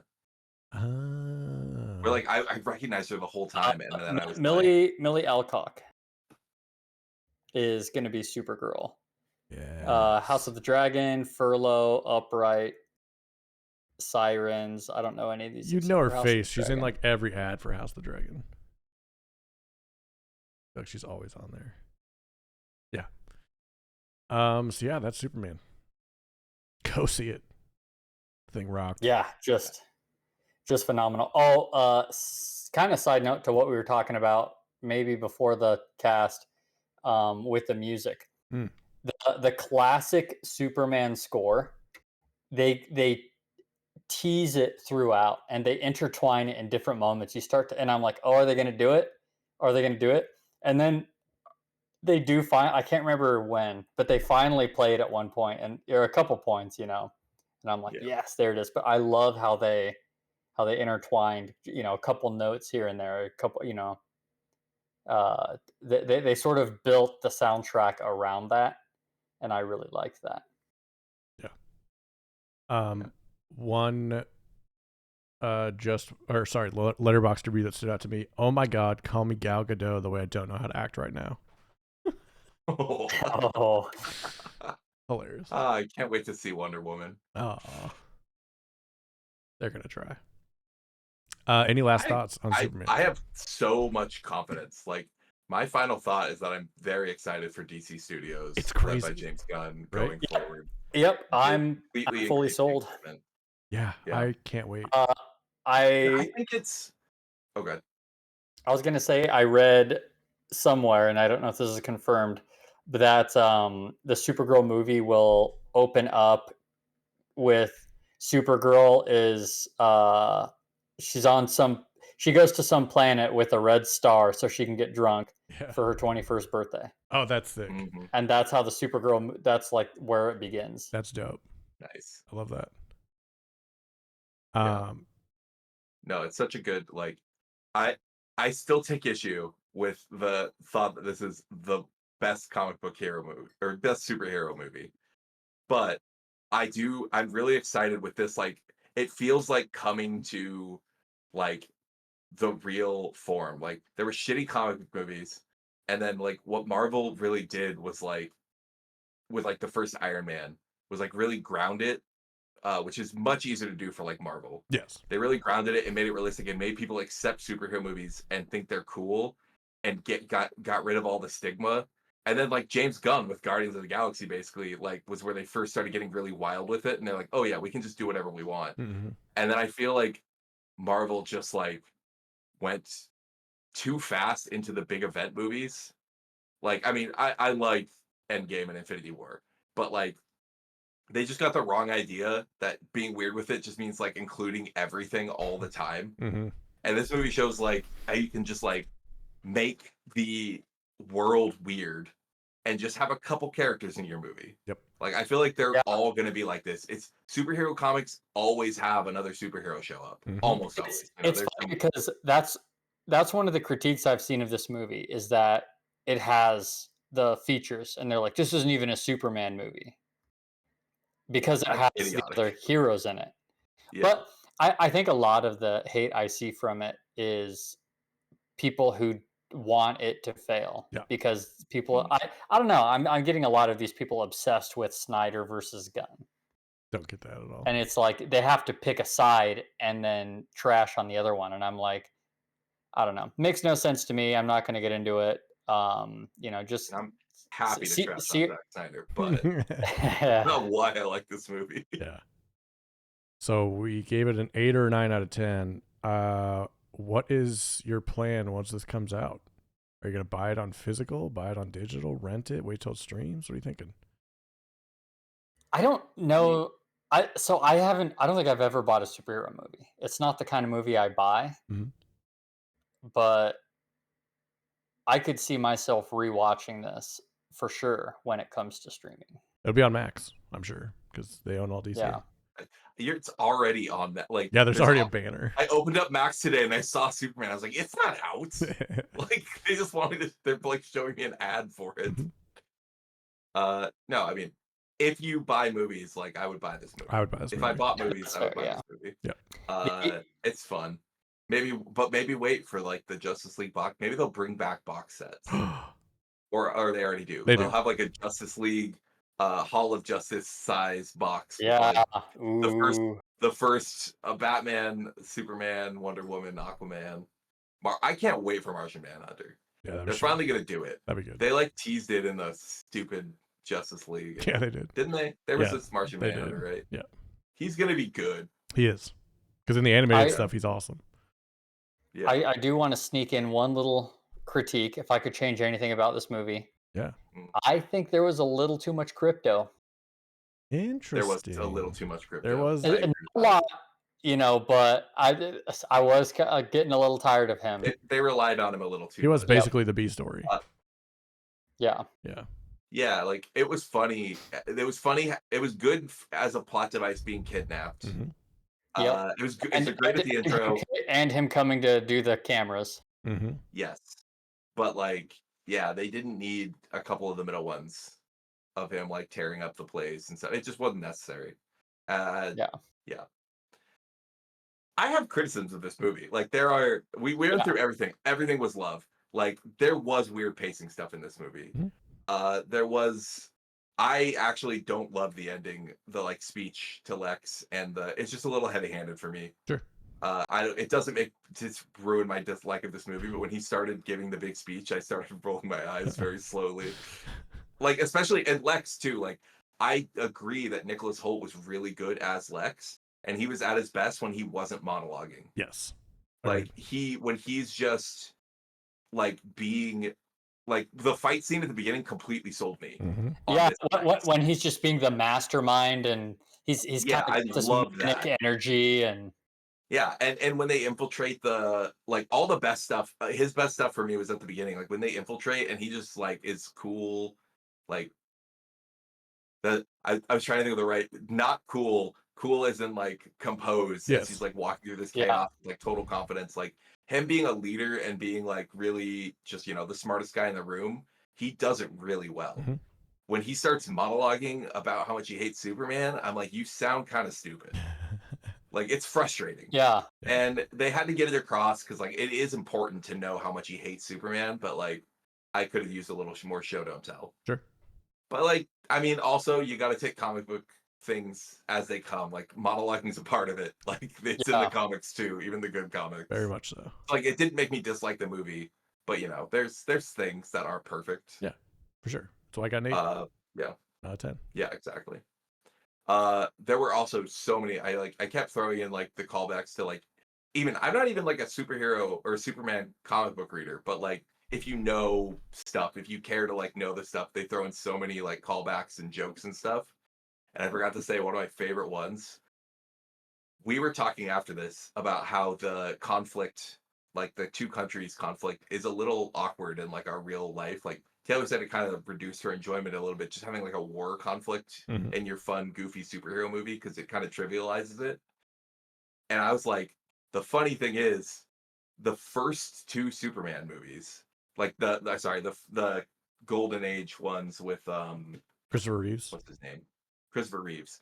Like both of them, the villain is Lex Luthor, and Lex Luthor's plan revolves around a real estate deal. And I'm pretty sure they included the war subplot where he gets half of the country as a joke of like that Lex Luthor's grand evil plan is doing a real estate deal. That's hilarious. And I was like, I wonder if they were so excited about the idea that it blinded them to the idea that like a war-torn Middle Eastern country right now isn't the best plot point. Yeah. The other thing that, because obviously, in our real world, the Middle Eastern conflict has gone on for what? I don't know, multiple generations. Centuries. Yeah. But, it's only very recently been much more inflamed, right? Yeah. And I think people see this movie as heavy-handed for that. But I'm pretty sure with how long it takes to write and film and edit, produce, and do all this for a movie, it was just kind of honestly bad timing. The script was finalized in 2023. Like I don't think that it was purposely written that way. No. Yeah. I think it was unfortunate. But I mean, the odds of there being a Middle East conflict are pretty high. So maybe just pick something else. Yeah. Like, I don't care. They could have picked a lot of different ways. But I also didn't see it as like it didn't take away anything from me. So I liked it. It didn't to me in the movie, but like I see what Taylor was getting at. Like specifically, like I just didn't think about it, but like she said, thinking about it, and it was a weird tone. Like it was like weird tonal clash between that and like fighting a kaiju. It's like Middle East escapism. war and kaiju. Like yeah. Like if Godzilla had to like go up against like Eisenhower, like don't drop the bombs, brother. I don't know if Eisenhower did it. Actually, I don't know history that well. I think he did. No, he was after. Yeah, you're right. No, Eisenhower dropped the bomb. Nice, dude. And he claims to love Oppenheimer. True. That was only 3 minutes in the movie with Gary Oldman. I remember it. So that was like Gary Oldman dropped the bombs as far as I'm concerned. Yeah. Gotham's own. So that was Superman. Yeah, obviously I was very optimistic seeing this. I don't know how you could see a trailer and not think this looks good. Yeah. Unless you just really don't like superhero movies. But yeah, it lived up. The important thing is it lived up to the hype. Yes. Like it lived up to what we wanted it to be. So relieved. I saw so many, and I see and a lot of the complaints you see are like, okay, this person's just a moron or doesn't. I saw a lot of complaints because in the trailer you see the Nathan Fillion's Green Lantern doing the like flipping the bird with the Green Lantern. So many complaints about that. Insane. And they're talking about and I'm like, what? I legit think there's a chance, like, because again, like, this is a different Green Lantern. If people are complaining, like, being like, oh, they're just on Green Lantern and not realizing that it's like people. My only make fun of is people who claim like, oh, it's not like the comics and don't realize that it's actually a different Green Lantern. It's 100% the comics. Yeah. Yeah. Great. So now that we've talked about Superman, let's talk about modern comic book movies. I set up a bracket based on the top Rotten Tomatoes scored superhero movies that I think we've all seen. Or how do I vote for Iron Man 2? When I bring it up, you'll get to vote. It is one of the options. I saw I found a new like video reviewer who does a lot of comic book stuff. And he has a movie or a video just like defending Iron Man 3. And I'm tilted. Did you watch it? Like, oh yeah, I listened to it. He's like, it's like specifically calling out people who are mad about the Mandarin and stuff. And I'm tilted. You felt personally affected? Yeah. I did. I felt attacked. It's like when I hear someone shit on the Fly episode of Breaking Bad, I'm just like, you're wrong. Twitch. So what I'm gonna do is give you guys 2 superhero movies. You're going to tell me which one's better, and if you tie, I'm the tiebreaker. And we're going to do this. There's 32 movies here. We're going to end up with 1 movie to rule them all. Your first movies up are Spider-Man Into the Spider-Verse and Captain America: The First Avenger. I feel like all right, off the bat, I'm going to go Spider-Man. I have, I'm not biased against Captain America. He's just, out of all the Avengers, I'm like, I'm lukewarm on him as a character. Yeah. So his superpower is like being a good guy and having the shield. Yeah. Like, whatever. It's a good movie. Spider-Man Into the Spider-Verse is so much better. So much better. Like, yes. It's not even close.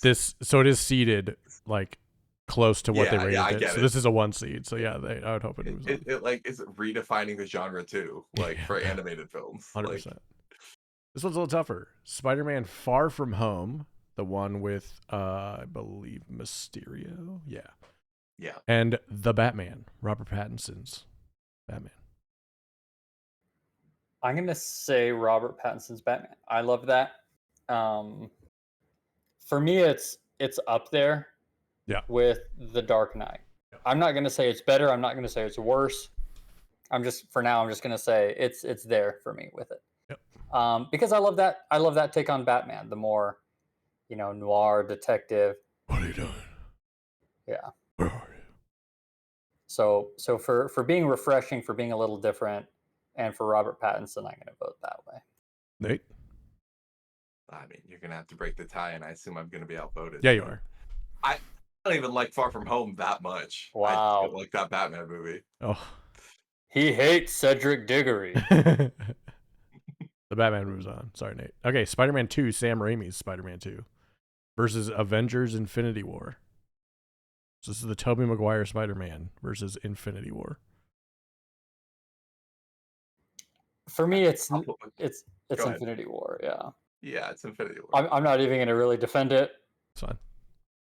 Yeah. I think you're more quantity over quality on that one, but I'll give it to you. Oh. Just disagree. That's fine. Here's the thing. Endgame is the throw all the superheroes into the mix for me. Like Infinity War, I literally can't start that movie and not be pumped. It's so good from the get-go. And Spider-Man 2 is decent. Okay. I'll take that. It does not hold up. And Infinity War also really, I don't know, just the cultural anticipation of Infinity War and Endgame, really. They both just, I don't know. I don't even think you could recreate that now. Like, even if this new DC takes off in the way I'm hoping it does, and like Justice League, I don't know if that excitement would come back because this isn't the first time anymore. I mean, yeah, there are big events in DC because like this, we're talking like, Marvel built up what, like, I think almost 10 films before the first Avengers. Yep. My biggest question is, can DC like hold their role long enough to do 10 movies before they do the first Justice League? How long will they edge us until we see? I know. But if they do it, if they actually do, it's like 10 years before we get, or probably realistically like 6-7 years. If they actually restrain themselves before we get a Justice League, then in like 10 more years, if they do like some crazy, like if they do Flashpoint, yep. Like in 15 years, it will be that level of excitement. If they're doing good for 15 years, Flashpoint, do you know, Jake? I don't know. Flashpoint is like the universe gets destroyed and Flash runs back in time to fix it, and we get like a multiversal DC thing with like all these characters. He keeps trying to like fix things and it keeps going wrong. He like basically you get whole alternative versions of every character. Okay, but they did that at the end of the Flash movie, and didn't. Yeah, but those are retcon now because it was bold. It fucking sucks. Like they tried. That was supposed to be that was Flashpoint. Yeah, and it's just showing how much they fucking suck. You didn't like AI Nick Cage as Superman? Like their version of Flashpoint was seeing a bunch of bubbles of stupid. No, like the real Flashpoint, like he goes back and encounters Batman, and it's not Batman. It's not Bruce Wayne. It's his dad. Like in this universe, Bruce Wayne died in the alley, and his dad, and he's like a fucking brutal Batman who kills people. And it's just, but everyone, you get two versions. It's so good. Yeah. Okay, so real quick before we go on with the game, I was trying to remember the other day. There were 3 roles that Nick Cage said he always wanted to play. Superman, Dracula. Yep. And I cannot remember the third. I bet it's some Shakespearean stuff. I don't know what it was. I mean, sure Aragorn and Neo. Oh. Damn. Yeah. Okay. He turned it down. He turned down Aragorn. Wait, is that the right one then? Or is that AI slop that I got too at the top of my... It's a CNN. 10 famous roles almost played by Nick Cage. Collider. No, that's not the same thing. That's almost played. I have a thing up here. I think it's Nemo. Wait. Oh! Captain Nemo. That's it. Yes. Okay. Yeah. And he still could. Yeah, he absolutely could. That's why I was thinking of it, because I'm like, I hope it's a role he could still do someday. He could do that. Yeah, you're right. Because then he did Dracula. Yeah, he did Dracula. The Superman's probably never going to happen. I mean, he was kind of in that Flash movie. It would be such a flex if they do the Flashpoint and they have him come back and actually be Superman and have a role. He'd be... I would be all about it. He'd be so old. In 15 years, that technology, he can just read his lines and they'll just teleport it back to his body 20 years at age 20. It's a bird. It's a plane. It's me. You can't deny the technology will be there to just put any actor at any age. Or they could just say the Superman is older. Yeah. Right? That too. Like they can do whatever. Or Superman's dad. They can make him a bit older at least. He could be Jor-El. Again? He could be Jor-El. Oh yeah. Oh, there you go. That'd be kind of cool. Speaking of Superman, the next one is Superman, the one we just saw, versus Thor Ragnarok. I love as much as I am biased against Captain America. I am biased for Thor, but come on, Thor Ragnarok and also Superman, it's a no-brainer. Yeah, it's a no-brainer. Superman. On this list, there was 100 superhero movies. Superman, the new one that just came out, was ranked 52, and I thought that was criminally low. Next up, don't they usually do they climb over time? Oh yeah, usually, especially with critics. Next up is Black Panther versus Captain Marvel. Black Panther. Yeah, I don't think we're gonna throw the minority movies in together. Really, we're not minorities, really. What do you call women? Underrepresented groups in superhero films. Yeah, true. But yeah, I mean, Marvel's not that good. I'm normally defending Captain Marvel. I don't think it's great, but I think it got a lot more hate than it deserves. Yeah. And I do think it's because a lot of people don't want a woman superhero, or Sure. And so that's some of it. So normally I'm finding myself on the side of, okay, it's not that bad, but it's not Black Panther. Yeah. It's not that. Yeah, it's criminally underrated, but also it's not that good. No. Yeah, exactly. And Black Panther, the only Marvel movie, maybe the only superhero movie on the New York Times Top 100. Yeah, true. Dark Knight was too, but the only Marvel for sure. Yeah. Next up, Captain America: Civil War versus The Dark Knight Rises, the Bane one. Remind me which one is Rises. Bane. Ooh. I was born in it. That was my favorite one. Raised by it. Yeah. God, Bane was sick. Maybe he's wondering why you would kill Superman before you threw him out of a plane. I went to quick story. Back when they used to show IMAX movies in, I want to say Council Bluffs, I saw it, like this little town near Omaha. There was, I think Jake, you went with us maybe, or was it just me and two of our other buddies? But we went and saw a Mission Impossible movie in IMAX because they had the first 10 minutes of Dark Knight Rises before it in IMAX. So we almost left. Me, because I've never seen. Okay, that'd be really funny. A Mission Impossible. We almost left after the first whatever minutes of just to see the trailer, and then we ended up staying for the movie. It was a good movie. Like, we enjoyed the Mission Impossible movie, but I was like, damn, I just remember doing that. That was a good time. So yeah, Jake, you picked Dark Knight Rises, huh? Here's the problem. I'm really torn between them. If I pick Dark Knight Rises, this is going to you for a tiebreaker. Yep. And I know what you're going to pick. No, it's not. Okay. Batman's better. This is what I'm talking about. It's not some... Civil War is fun, but it's the exact example of the kind of throw everything in that I don't like. Yeah. Like, when I go back and rewatch Civil War, I just watch the airplane fight scene. And the Black Panther chase scene. Those are the only two things that are good in that movie. True. Like, I don't really care for Civil War. I do not like the stupid Iron Man gets mad at Captain America and Bucky because he killed his dad. I hate that shit. It's stupid. I thought you were all they ruined the Civil War. It's not. It's okay. I remember you talking about the Civil War event for years before it came out. Because it was. Yeah, it would have been so cool. They fucking ruined it. Just like they ruined what's his face. The third villain in Iron Man 3. Oh, the Mandarin. Yeah, the Mandarin. The orange. The Clementine. Dark Knight Rises. They agree with me on that one, though. They fucked up the origin of the Mandarin so bad they went back and redid it. Retconned it. Yeah. Next up, the first Tom Holland Spider-Man, Homecoming, against Guardians of the Galaxy Volume 2.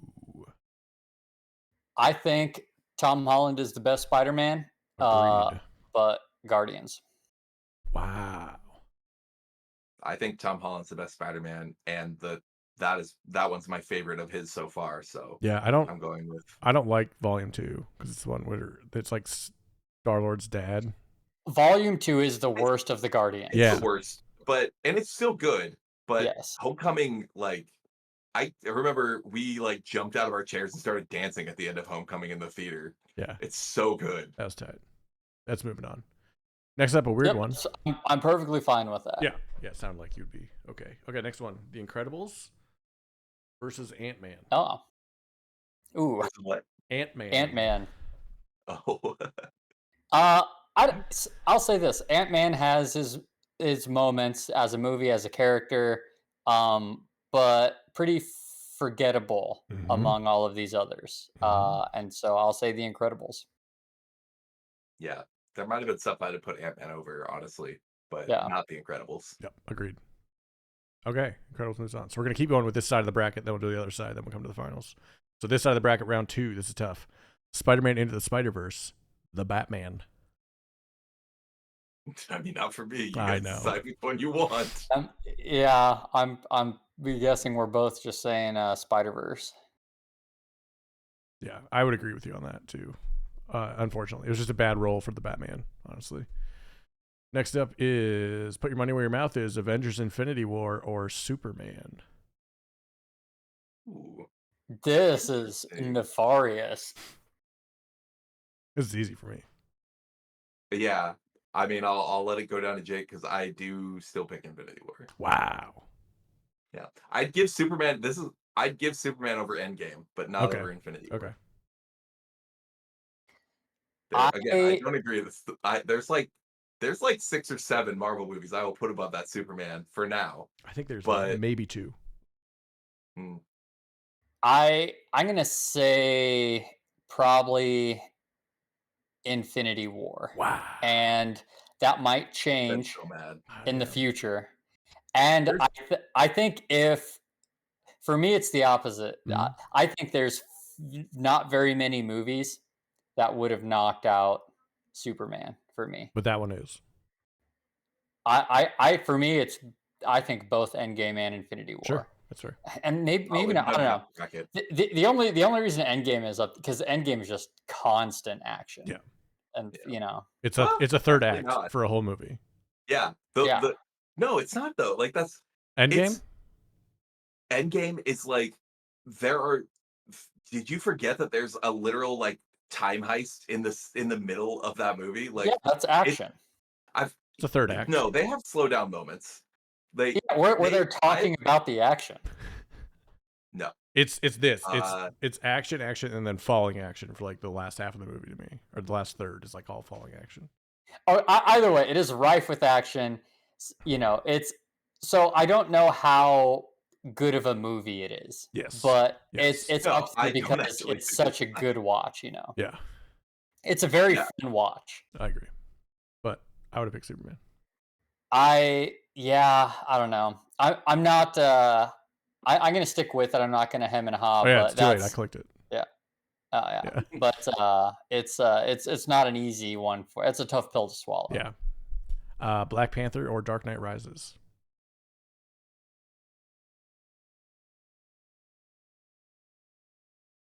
More thought than I thought you guys would have on this one. I love Bane. Yeah, Bane rule. Bane for me, it's not even. I don't even have to think about it. Is better than the Joker. Wow, that's wild. That's cool. Though. Yeah, I'm gonna say Dark Knight. I do think I lean Dark Knight too. Like the thing that for me with Black Panther is the really memorable part for me is Michael B. Jordan's Killmonger, and there's like not enough of him in the movie. Fair. Yep. If they did more of just him eating scenery, they would have won. That's fair. Next up is Spider-Man: Homecoming or The Incredibles. It's gonna be Homecoming for me. I think The Incredibles deserves a shout out for its reach. It's I don't know about the other side of the bracket, but for here at least, it's the only like kid forward movie. There's one more on this bracket. Okay. Yep. But yeah, I think it's Incredibles is nice for probably being a lot of kids' introduction to superheroes in this day and age, right? Which is funny that it's up against Spider-Man, which is a lot of kids' introduction also to superheroes. Is Spider-Man a little older though? I feel like still Superman. Well, Disney Junior, Spider-Man. Disney Junior has a Spider-Man series.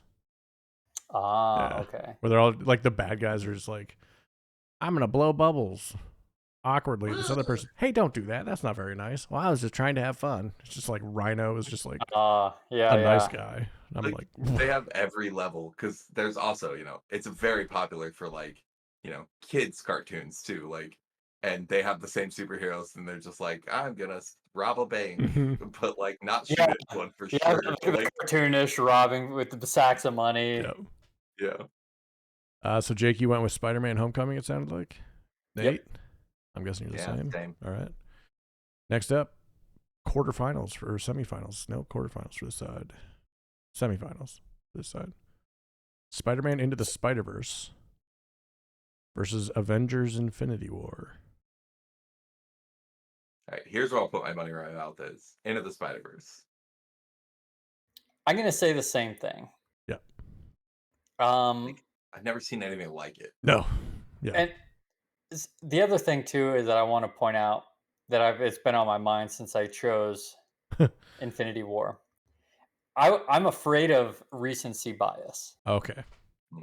I think my very initial gut was Superman, but I'm like, no, I just saw Superman. We just hyped it up for an hour. That's the other thing I was gonna say is I will not be shocked if DC Studios puts out a movie that I think like a team up movie that's better than Infinity War. Yep. Like I will not be shocked at all. I'm waiting for it. I want it. But Superman, it's really good. It's not that. Sure. Fair. Dark Knight Rises versus Spider-Man: Homecoming. Bane versus the Vulture. I'm gonna say Rises here. I think if I don't know. For me, there's two standout DC movies. Yep. Well, I don't know. Three now. The one with the Joker is also The Dark Knight, in my opinion, a standout. Like, it's so weird. I mean, there are trash Marvel movies like the Fox Marvel movies, but like DC, we have to have so many categories of different kinds of DC movies. I know. Like, you have to call them different things. Like There's this the is Nolan the Gunniverse. era. It doesn't count as DC. No. When I'm talking about liking DC movies, I mean the Gunniverse. The Gunniverse and the Nolanverse. Yeah. Those are the DC movies I like. Yeah. Yeah. Oh yeah, exactly. The Nolanverse. Yeah. Also good. I am picking Spider-Man though. Okay, the Snyder cut though. I am gonna go with Spider-Man also. I was not a big fan of Dark Knight Rises, but I'm gonna go Spider-Man. It's just Jake's just remembering Bane. I know. The problem is that movie I love Bane. Bane rules. There's a lot of stupid shit in that movie. I think that's the movie with Catwoman in it, and she's not good. Oh yeah. Isn't that the one where the cops come out from the subway after many months? That's and they're Bane's just like, fault. I know, but they come out of the subway and they're just totally fine. Yeah. Yeah. Like they haven't been living in squalor for months. Yeah, that's true.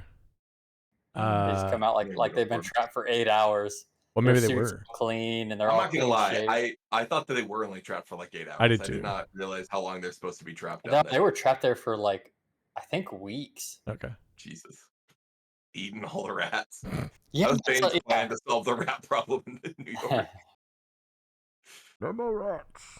Only pigs in the sewers. Your microphone's working against you again. God damn Thou it. shalt not eat anything with cloven hooves. All right, your final for this side of the bracket. Spider-Man Into the Spider-Verse or Spider-Man: Homecoming?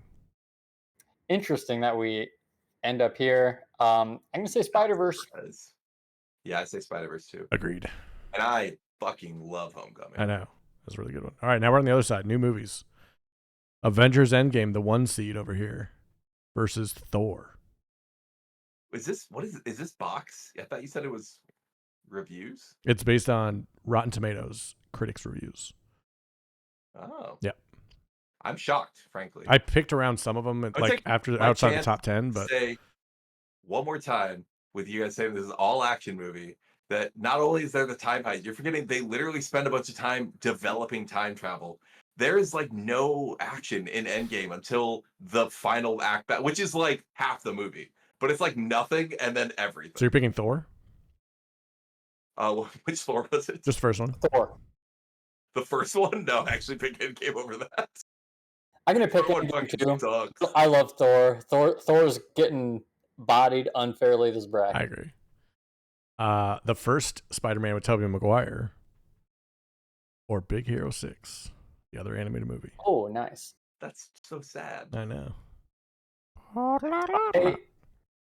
I'm going to say Big Hero 6. I think the first Spider-Man is super important for its place in the history of these superhero movies, I don't care to go back and rewatch. It's like Citizen Kane. Like it did a lot for us to get us to where we are. You should go. I think you should go rewatch it once. It's fun. Say it honestly. It's fun. It's really fun. It holds up too because like the effects are almost all practical. Yep. It really holds up. So you're taking Spider-Man? And I think it deserves to. Oh yeah, I picked Spider-Man mostly because it deserves to go through at least one round. Like we were talking about this the other day. Like, yeah. I don't remember most movie going. Like I just don't remember like my childhood. Mm-hmm.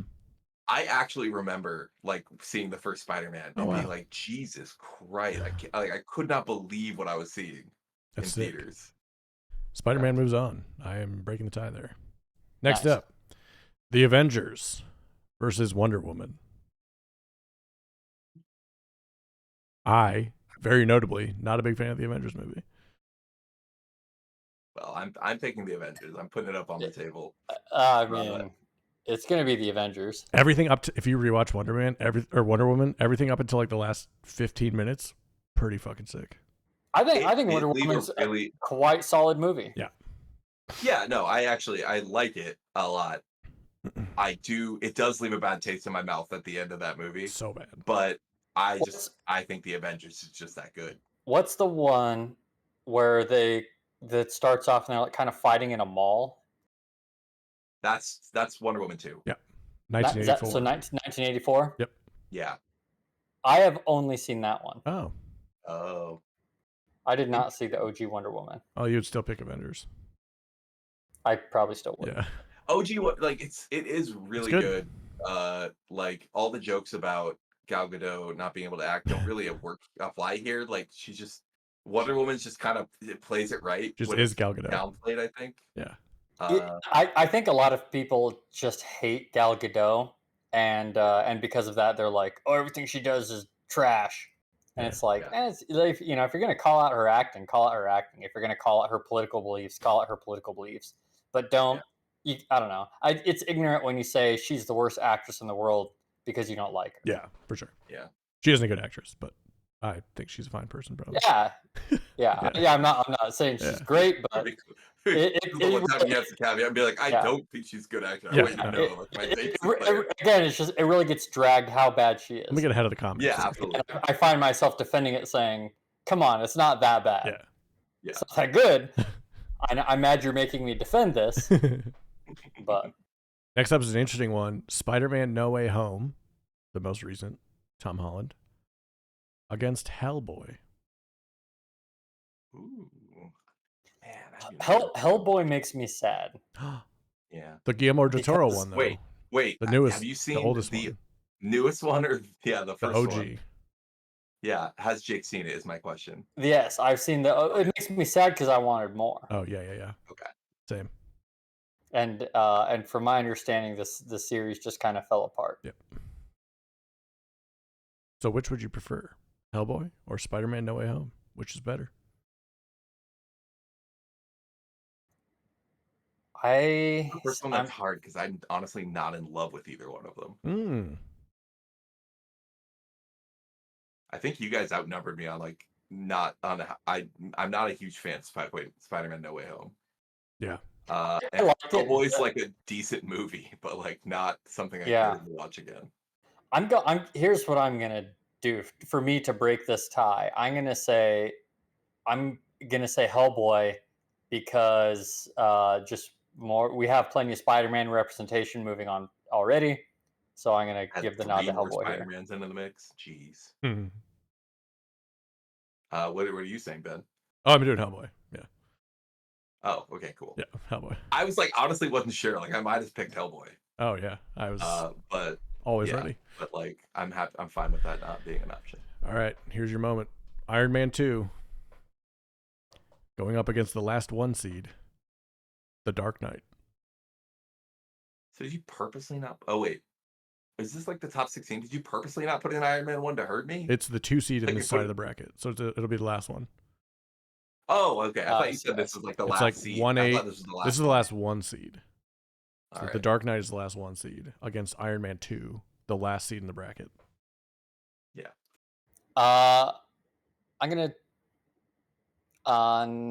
Yeah, it's not. I don't know. Not Iron Man 2. Yeah. It's Dark Knight. Yeah, I mean it's the Dark Knight. Yeah. Like, and again, for me, you're not Dark even a big Knight Dark Knight Rises fan. crushes Yeah, Dark Knight. exactly. Oh. Which is strange because I think 98% of people would disagree with you. It's wild. I know I'm probably wrong for that. I think no one thinks Batman Begins is the best one. Very few people think it's Dark Knight Rises, and everyone else thinks it's Dark Knight. I think is how that's probably spread out. And I don't think Dark Knight's bad. No. Either. I think it's quite good. Yeah. It's amazing. But it's not Bane. It's like, go fuck yourself, it's good. Give it respect. Captain America the Winter Soldier versus Doctor Strange. I'm gonna immediately say Doctor Strange. Yes. I don't care about Bucky. Yep. Doctor Strange is the shit. Yeah, Doctor Strange rules. All right. This is a really tough one. It's two very similar vibes. Guardians of the Galaxy Volume 1. Deadpool.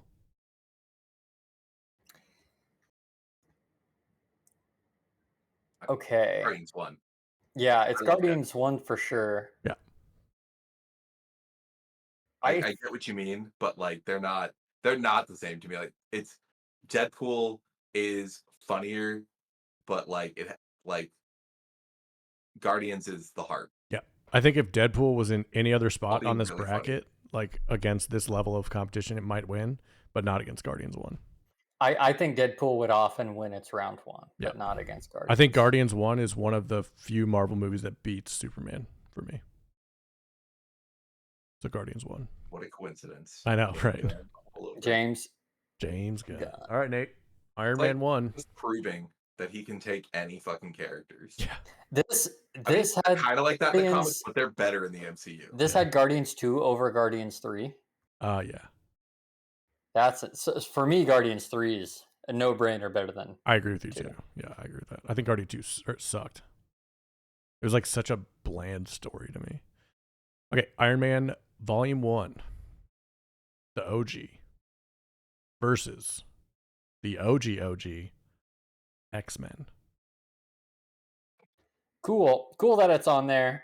Cool. X-Men really hasn't found its footing. I'd love for more X-Men to be there and to be good. Movie. Yeah, that one wasn't bad. What? That was a fun one. That one was fun. It was fun. It was fun. It's fucking dumb too. Yeah, it's fun is the only word to use. X-Men, I think it was there. I think X-Men needs like a live action series to make it work, not a movie. I don't think X-Men's a movie franchise. Personally. I think it can be done well as a movie. A series would be great though. Yeah. I think I'd enjoy a series more, but I think they're going to do it as a movie and it's going to work. Okay. Here's the thing. X-Men, for its movie treatment to work out, it needs to hop in like the Superman. Yes. Yeah. And you can't give me the backstory on 12 X-Men. Just hop in. We know who they are. If I see Professor X or Jean Grey knock on a door, I'm gonna lose my fucking mind and leave that theater. Absolutely. No, I like they should barely even have them in the first movie that they do. Like if the MCU doesn't focus on some new X-Men, they're gonna fucking bad ideas. Yeah. But no, the first X-Men movies were 100% carried by Patrick Stewart, Ian McKellen, and Hugh Jackman. Yeah, like they're the really only good actors. They're the only thing that's fun to watch. That and the one scene where Colossus turns the first time is really cool. Sick, yeah. But other than that, I don't give a shit about that movie. So I take it you both are going Iron Man 1. Yeah. Okay. I just didn't need to talk. I wanted to like Iron Man about X-Men before we eliminated it. Yeah. All right, round 2, Spider-Man 1 versus Avengers Endgame. The OG Spider-Man. Avengers Endgame for me. So Ben can pick Spider-Man.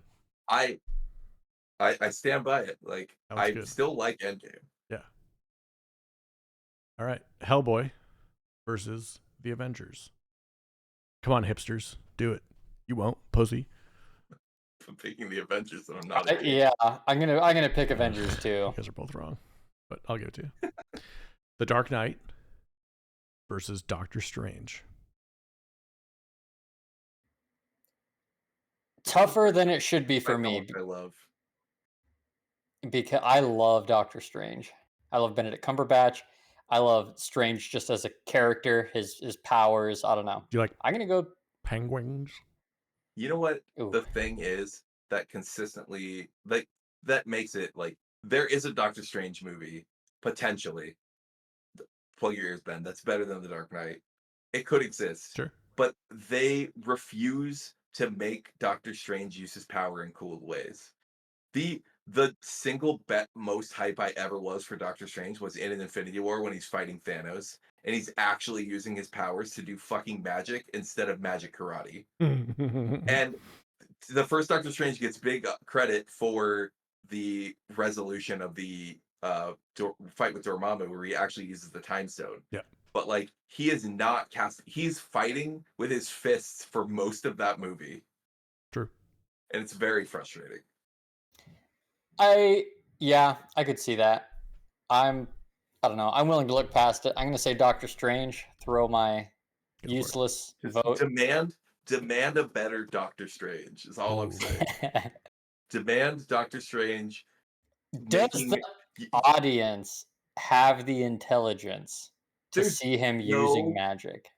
Fucking way that people weren't like. You don't have to know the names of the spells to appreciate him like cloning himself and whipping Thanos, turning shit into butterflies. It was so cool. That 30 seconds of Doctor Strange fight we got in Infinity War. It's one of my favorite parts of the movie. And Multiverse of Madness didn't make the list. No, sure didn't. I made sure of that. The Dark Knight, Nate. Is that what you're going with? Yeah. Let me break the tie. The Dark Knight. I know you're shocked. Next up, this is gonna be literally Nate versus Jake. Iron Man versus Guardians of the Galaxy. Have at it. Oh man, I feel so weird because like I could pick Guardians. You sure could. I think your issue is I'm gonna pick Guardians. It doesn't matter because Ben's gonna pick Guardians. You don't know that. I do. You do know that, yeah. But, like I'm just like for posterity saying like I do really like Iron Man still gets me pumped when I watch it the first automatic. Time. Yeah, but like Guardians is in particular like such like amazing piece of like comic book storytelling. Like getting to go all these different like I'm kind of sad that we don't have like more out there Iron Man story. Like Iron Man's also fucking wild in the comics. He goes to space all the time. Yep. Like we don't get as much of it because he started with the grounding.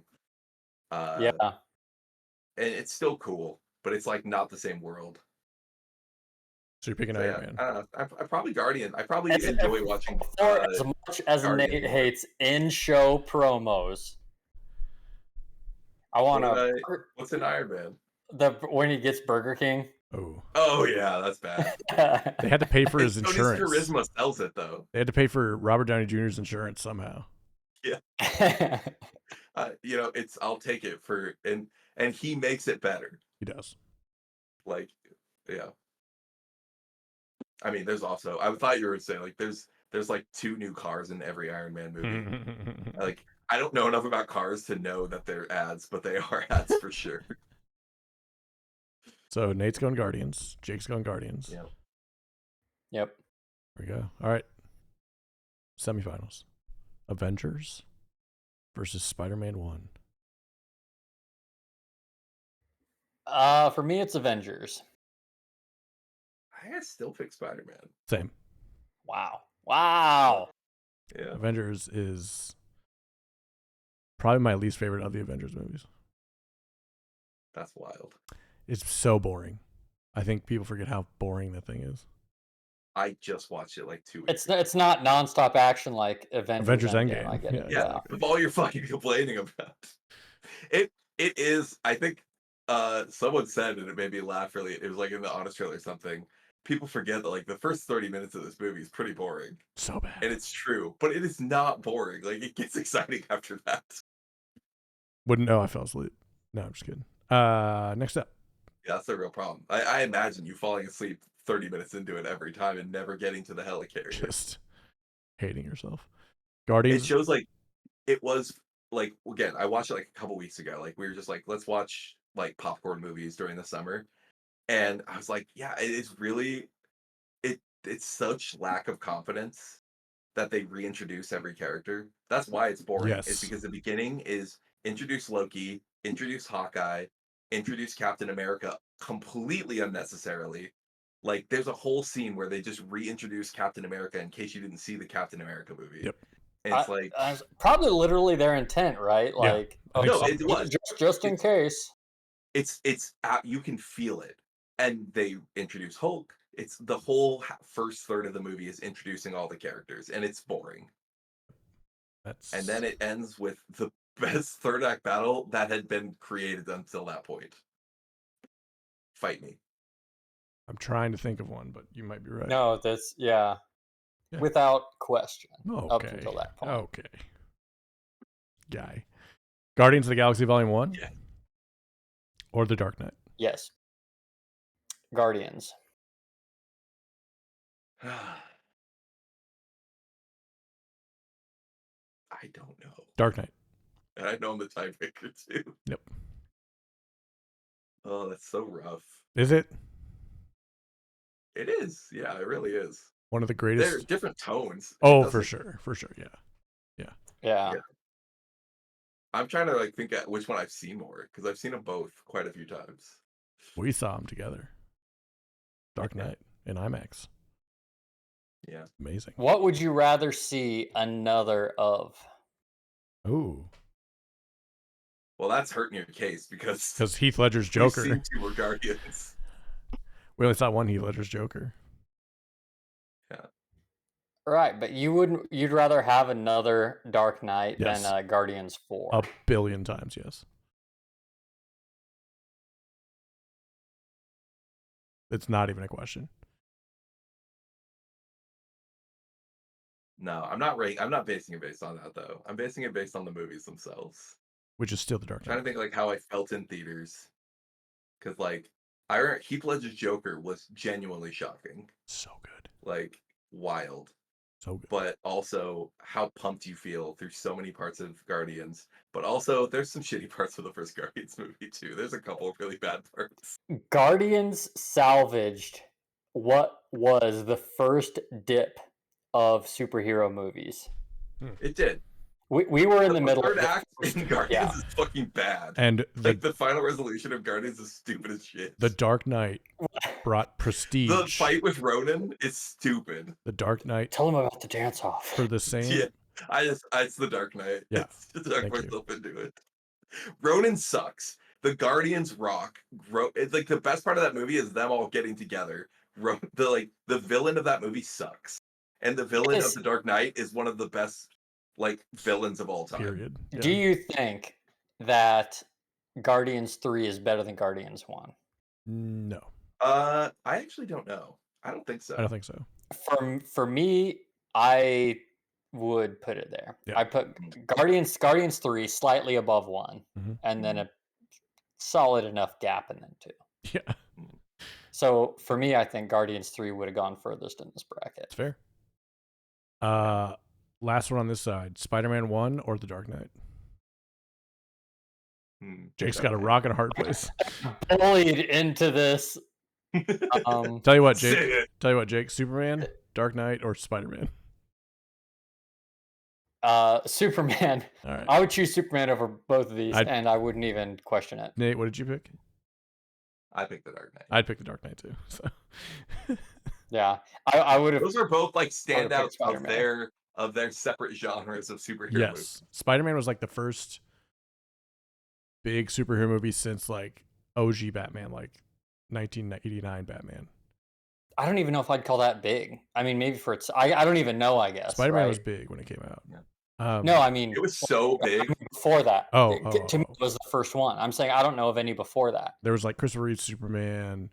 There was the Batman in 1989. There was a couple. Right, yeah, but it was like before our time. I don't know how big they are because I wasn't around. Right. You know? Right. Yeah. Like we were kids when the Tim Burton Batmans were coming out, and they were pretty big. Oh yeah, because there was all those weird ones. Like Tim Burton Batmans were like 90 and 89. It wasn't DeVito the Penguin. Yeah, that's the second one. Batman Returns. It was not 1989 because like I was a kid. We went. I mean, I guess it was a drive-in. You went to. I'm pretty sure it was. You didn't go to Tim Burton. You went Dr. Freeze. Yeah, you went to Michael Schumacher did that one. Not Michael Schumacher. Oh, okay. It's a driver. Gotcha. Something like that. Michael something. Joel Schumacher. Yeah, it's go. Dr. Freeze. You're right. Yeah, there's like 3 in there that were like kind of campy and weird. 3 or 4. One with the plant. Poison Ivy. That was the same one as Dr. Freeze. I'm pretty sure it's Plant Person. Plant Person. The non-binary Avenger. Plant Person. The Spider-Man was so big. Again, the new channel that I started listening to, the Cosmonaut Variety Hour, is going through like the worst superhero movies ever made. And he points out that like all these movies that came out right after Spider-Man, like the Fox X-Men, stuff like that, Daredevil, they all want to be Spider-Man. Oh yeah. They just do a Spider-Man. And he's like, they start with a voiceover. They do like an intro sequence where it's like flashing through. It's like literally shot for shot, like we're just redoing Spider-Man because they think that's all that will work. The formula, yeah. And you know who broke that mold? The Dark Knight. Fucking Iron. Oh, you're right. Dark Knight came out like a month before. Yeah. So Jake, which one are you picking? I lost our choices again. Spider-Man or The Dark Knight? I would take Spider-Man out of those two. Nate? I picked The Dark Knight. I would too. I picked The Dark Knight. All right. And again, I would take Superman over both of them. Yeah. Well, now you get to pick something over it. Now, The Dark Knight or Spider-Man Into the Spider-Verse, the 1 and 2 seed in this whole thing. Oh, we picked right? Yeah. Nice. The Dark Knight or Spider-Man Into the Spider-Verse? It's going to be Spider-Verse for me. It is going to be Spider-Verse for me. I'd rather rewatch Spider-Verse than The Dark Knight. I feel like I'd rewatch Spider-Verse at any time, and Spider-Verse holds up as put it on in the background. It holds up as sit down in the dark and watch it. It just holds up everywhere. It's visually, like I went to the Academy Award Museum in LA when I lived there, and they had prints of the like movie that they like the art director made of like big huge like 20 by 30 inch prints of like different stuff, and I was like, I would put that in my house. Like that's art. It's awesome. So yeah, it was just visually stunning what they did, and the story's good and the acting is good, and like yeah, it's fun. I would still pick Dark Knight, but I respect it.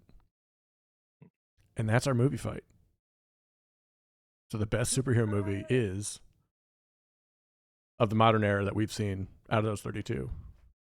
Spider-Man. Guardians. I don't think there are old superhero movies that are beating these movies. I agree. Yeah, the modern clears. I think the OG Superman might. That's what I've heard from. No, I was literally going to say Christopher Z's, but I was trying to think of the best sleep pun. Yeah, I don't agree. Like just because I tell you to get off your high horse, but he already did. Classic doesn't mean it's good. I didn't hear what you said. That's probably good. What was that? Nothing. Hey, thanks for joining us. I'll listen back. We appreciate you listening to our episode today. Nate and Jake, thanks for being here. Appreciate you guys as always. If you're listening on Spotify, Apple Podcasts, or anywhere else you get your podcasts, please leave us a review if it is Apple Podcasts. And if you're on Spotify, watch us. You can watch our whole video right here. If you're watching this video on YouTube, hey, subscribe. YouTube.com/@RomanCinema. We're going to leave you with something to watch, as we always do. I watched the original Naked Gun with Leslie Nielsen. Oh, nice. In preparation for the upcoming reboot. Yeah, very funny. I really enjoyed myself. I believe it was so good. I am now excited for the reboot. I kind of was just based on the trailer. I was like, I like those spoof movies, and it's so we don't get them anymore. I know we don't. So it's come full circle to being, oh, this is so unique. Yes. Yeah. Horror's like this is approaching like a meta version of it, not spoof, but like a meta, like we know what horror is, so like let's lean into it. Yeah. And now like comedy's kind of coming back to spoof, which I appreciate. So yeah, I watched The Naked Gun. It was really funny. Check it out. Nice. I'm excited for the new one. Like I think I have like a natural reaction, like aversion to, just rebooting stuff. I think most people do. But hearing people I like respect, like comedians and stuff, talking about it and talking about how funny it is, just like has gotten me hyped for it. Yeah, it's a good sign. And kind of exactly what you guys were saying. Like they were mostly talking about how like it's the first movie and like how long they can remember. That's just all jokes. Yes, it's just there to make jokes, like not to do anything else. So good. I can't wait. Yeah, like even the trailer where they're like all talking to like their dad, who was like also in the Force, and then it comes to OJ, and he's just like, like nope. And I like rolled my eyes, and it still got a laugh out of me, like in the theater. And Paul like, Walter Hauser, come on, come on, who doesn't love that guy? Nate, you got anything for us? I keep having nothing. That's okay. Superman, go see Superman. Yep. Yeah, go see Superman. That's all I saw this week. I think I already recommended Hacks. We're finishing. Hacks, so good. How was your special Monday episode of Game Changer? I'm so let down. Wasn't it like somebody quitting? It was fine. No, that was a bit. Oh. Okay, I'll tell you so basically the reason I was hyped is because he was like, stay off social media, like for Game Changer, and then during the episode watch social media. What they did was they had the contestants, they gave them each $10,000, and dropout people came and pitched like videos to make. And the premise is whoever sponsors the videos that get the most social media likes over the next month win. Like it's a fun idea. It was funny. It's clever. I just I thought there was going to be like customer or not like viewer interaction. Viewer interaction. Like I thought there was going to be some kind of live thing. Yeah. While we were watching it, we're like, there was no reason for us to worry about watching this live. Yeah. Really, just like don't go on the socials until you watch it, which is technically what he said. But we thought there was going to be something live going on. That's fair. That would kind of be the implication, so maybe. If you're following Dropout, you might see like random, like completely all over the place. One of them was, they had Brennan Lee Mulligan do a I Quit video. That's saying he was quitting Dropout. Okay.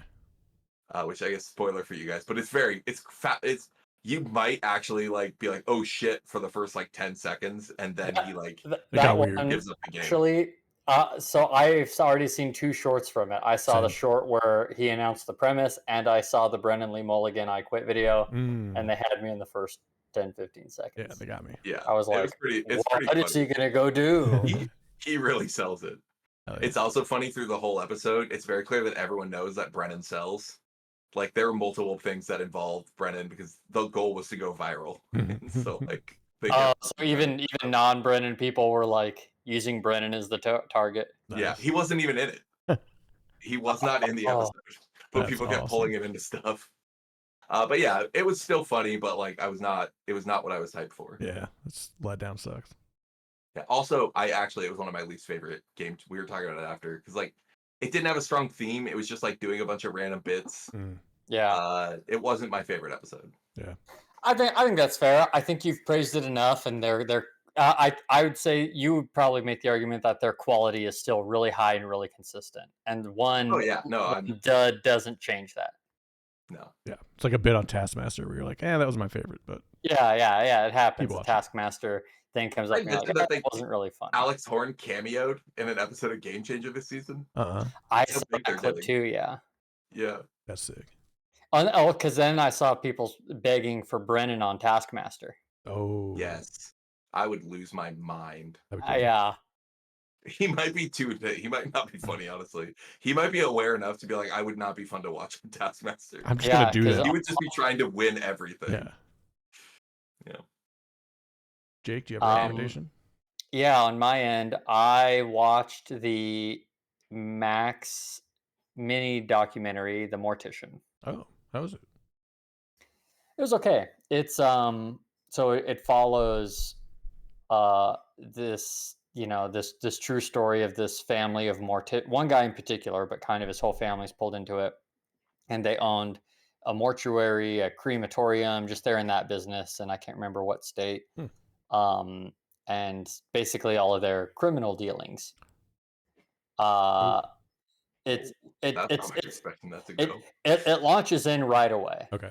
So the bit that they launch into just off the bat is they're they're taking in way more bodies than crematorium should be able to handle if properly done. I think. Oh, And dear. then I think I read about this just place. yeah, actually you probably did. Yeah. It was And like super fucked up. it does get wild. It is interesting. It's 3 episodes long, and I think it could have been 2 episodes. You're right. It just felt a little bit long to me. Sure. I think they could have shortened it, and we wouldn't have lost out on much. Nice. The Mortician. Yep, The Mortician, definitely still worth a watch. It's interesting enough. The guy that did it all, right? It's still contemporary enough that they interview him. It's very interesting to see him talk about his actions and the things he admits to and the things he doesn't. Whoa. I'd recommend checking it out if that at all sounds interesting to you. That's on HBO Max. HBO Max. Damn. I thought of something because I brought up HBO to see if there's anything I've been watching, and I saw the fucking Superman thing again. Realized what it is. It's showing all their DC stuff that they have on Max. So I will go back to what I said before and recommend. There is Justice League, the Flashpoint Paradox on there, and you should go check it out. Yes. I haven't watched everything on there, but like I watched that one, and it's good stuff. Oh yeah. Yeah. Well, we watch everything, so you don't have to. But we hope you watch us, and we hope you enjoyed it. Oh. We love you. Enjoy your rum. Enjoy your cinema. We'll see you next time.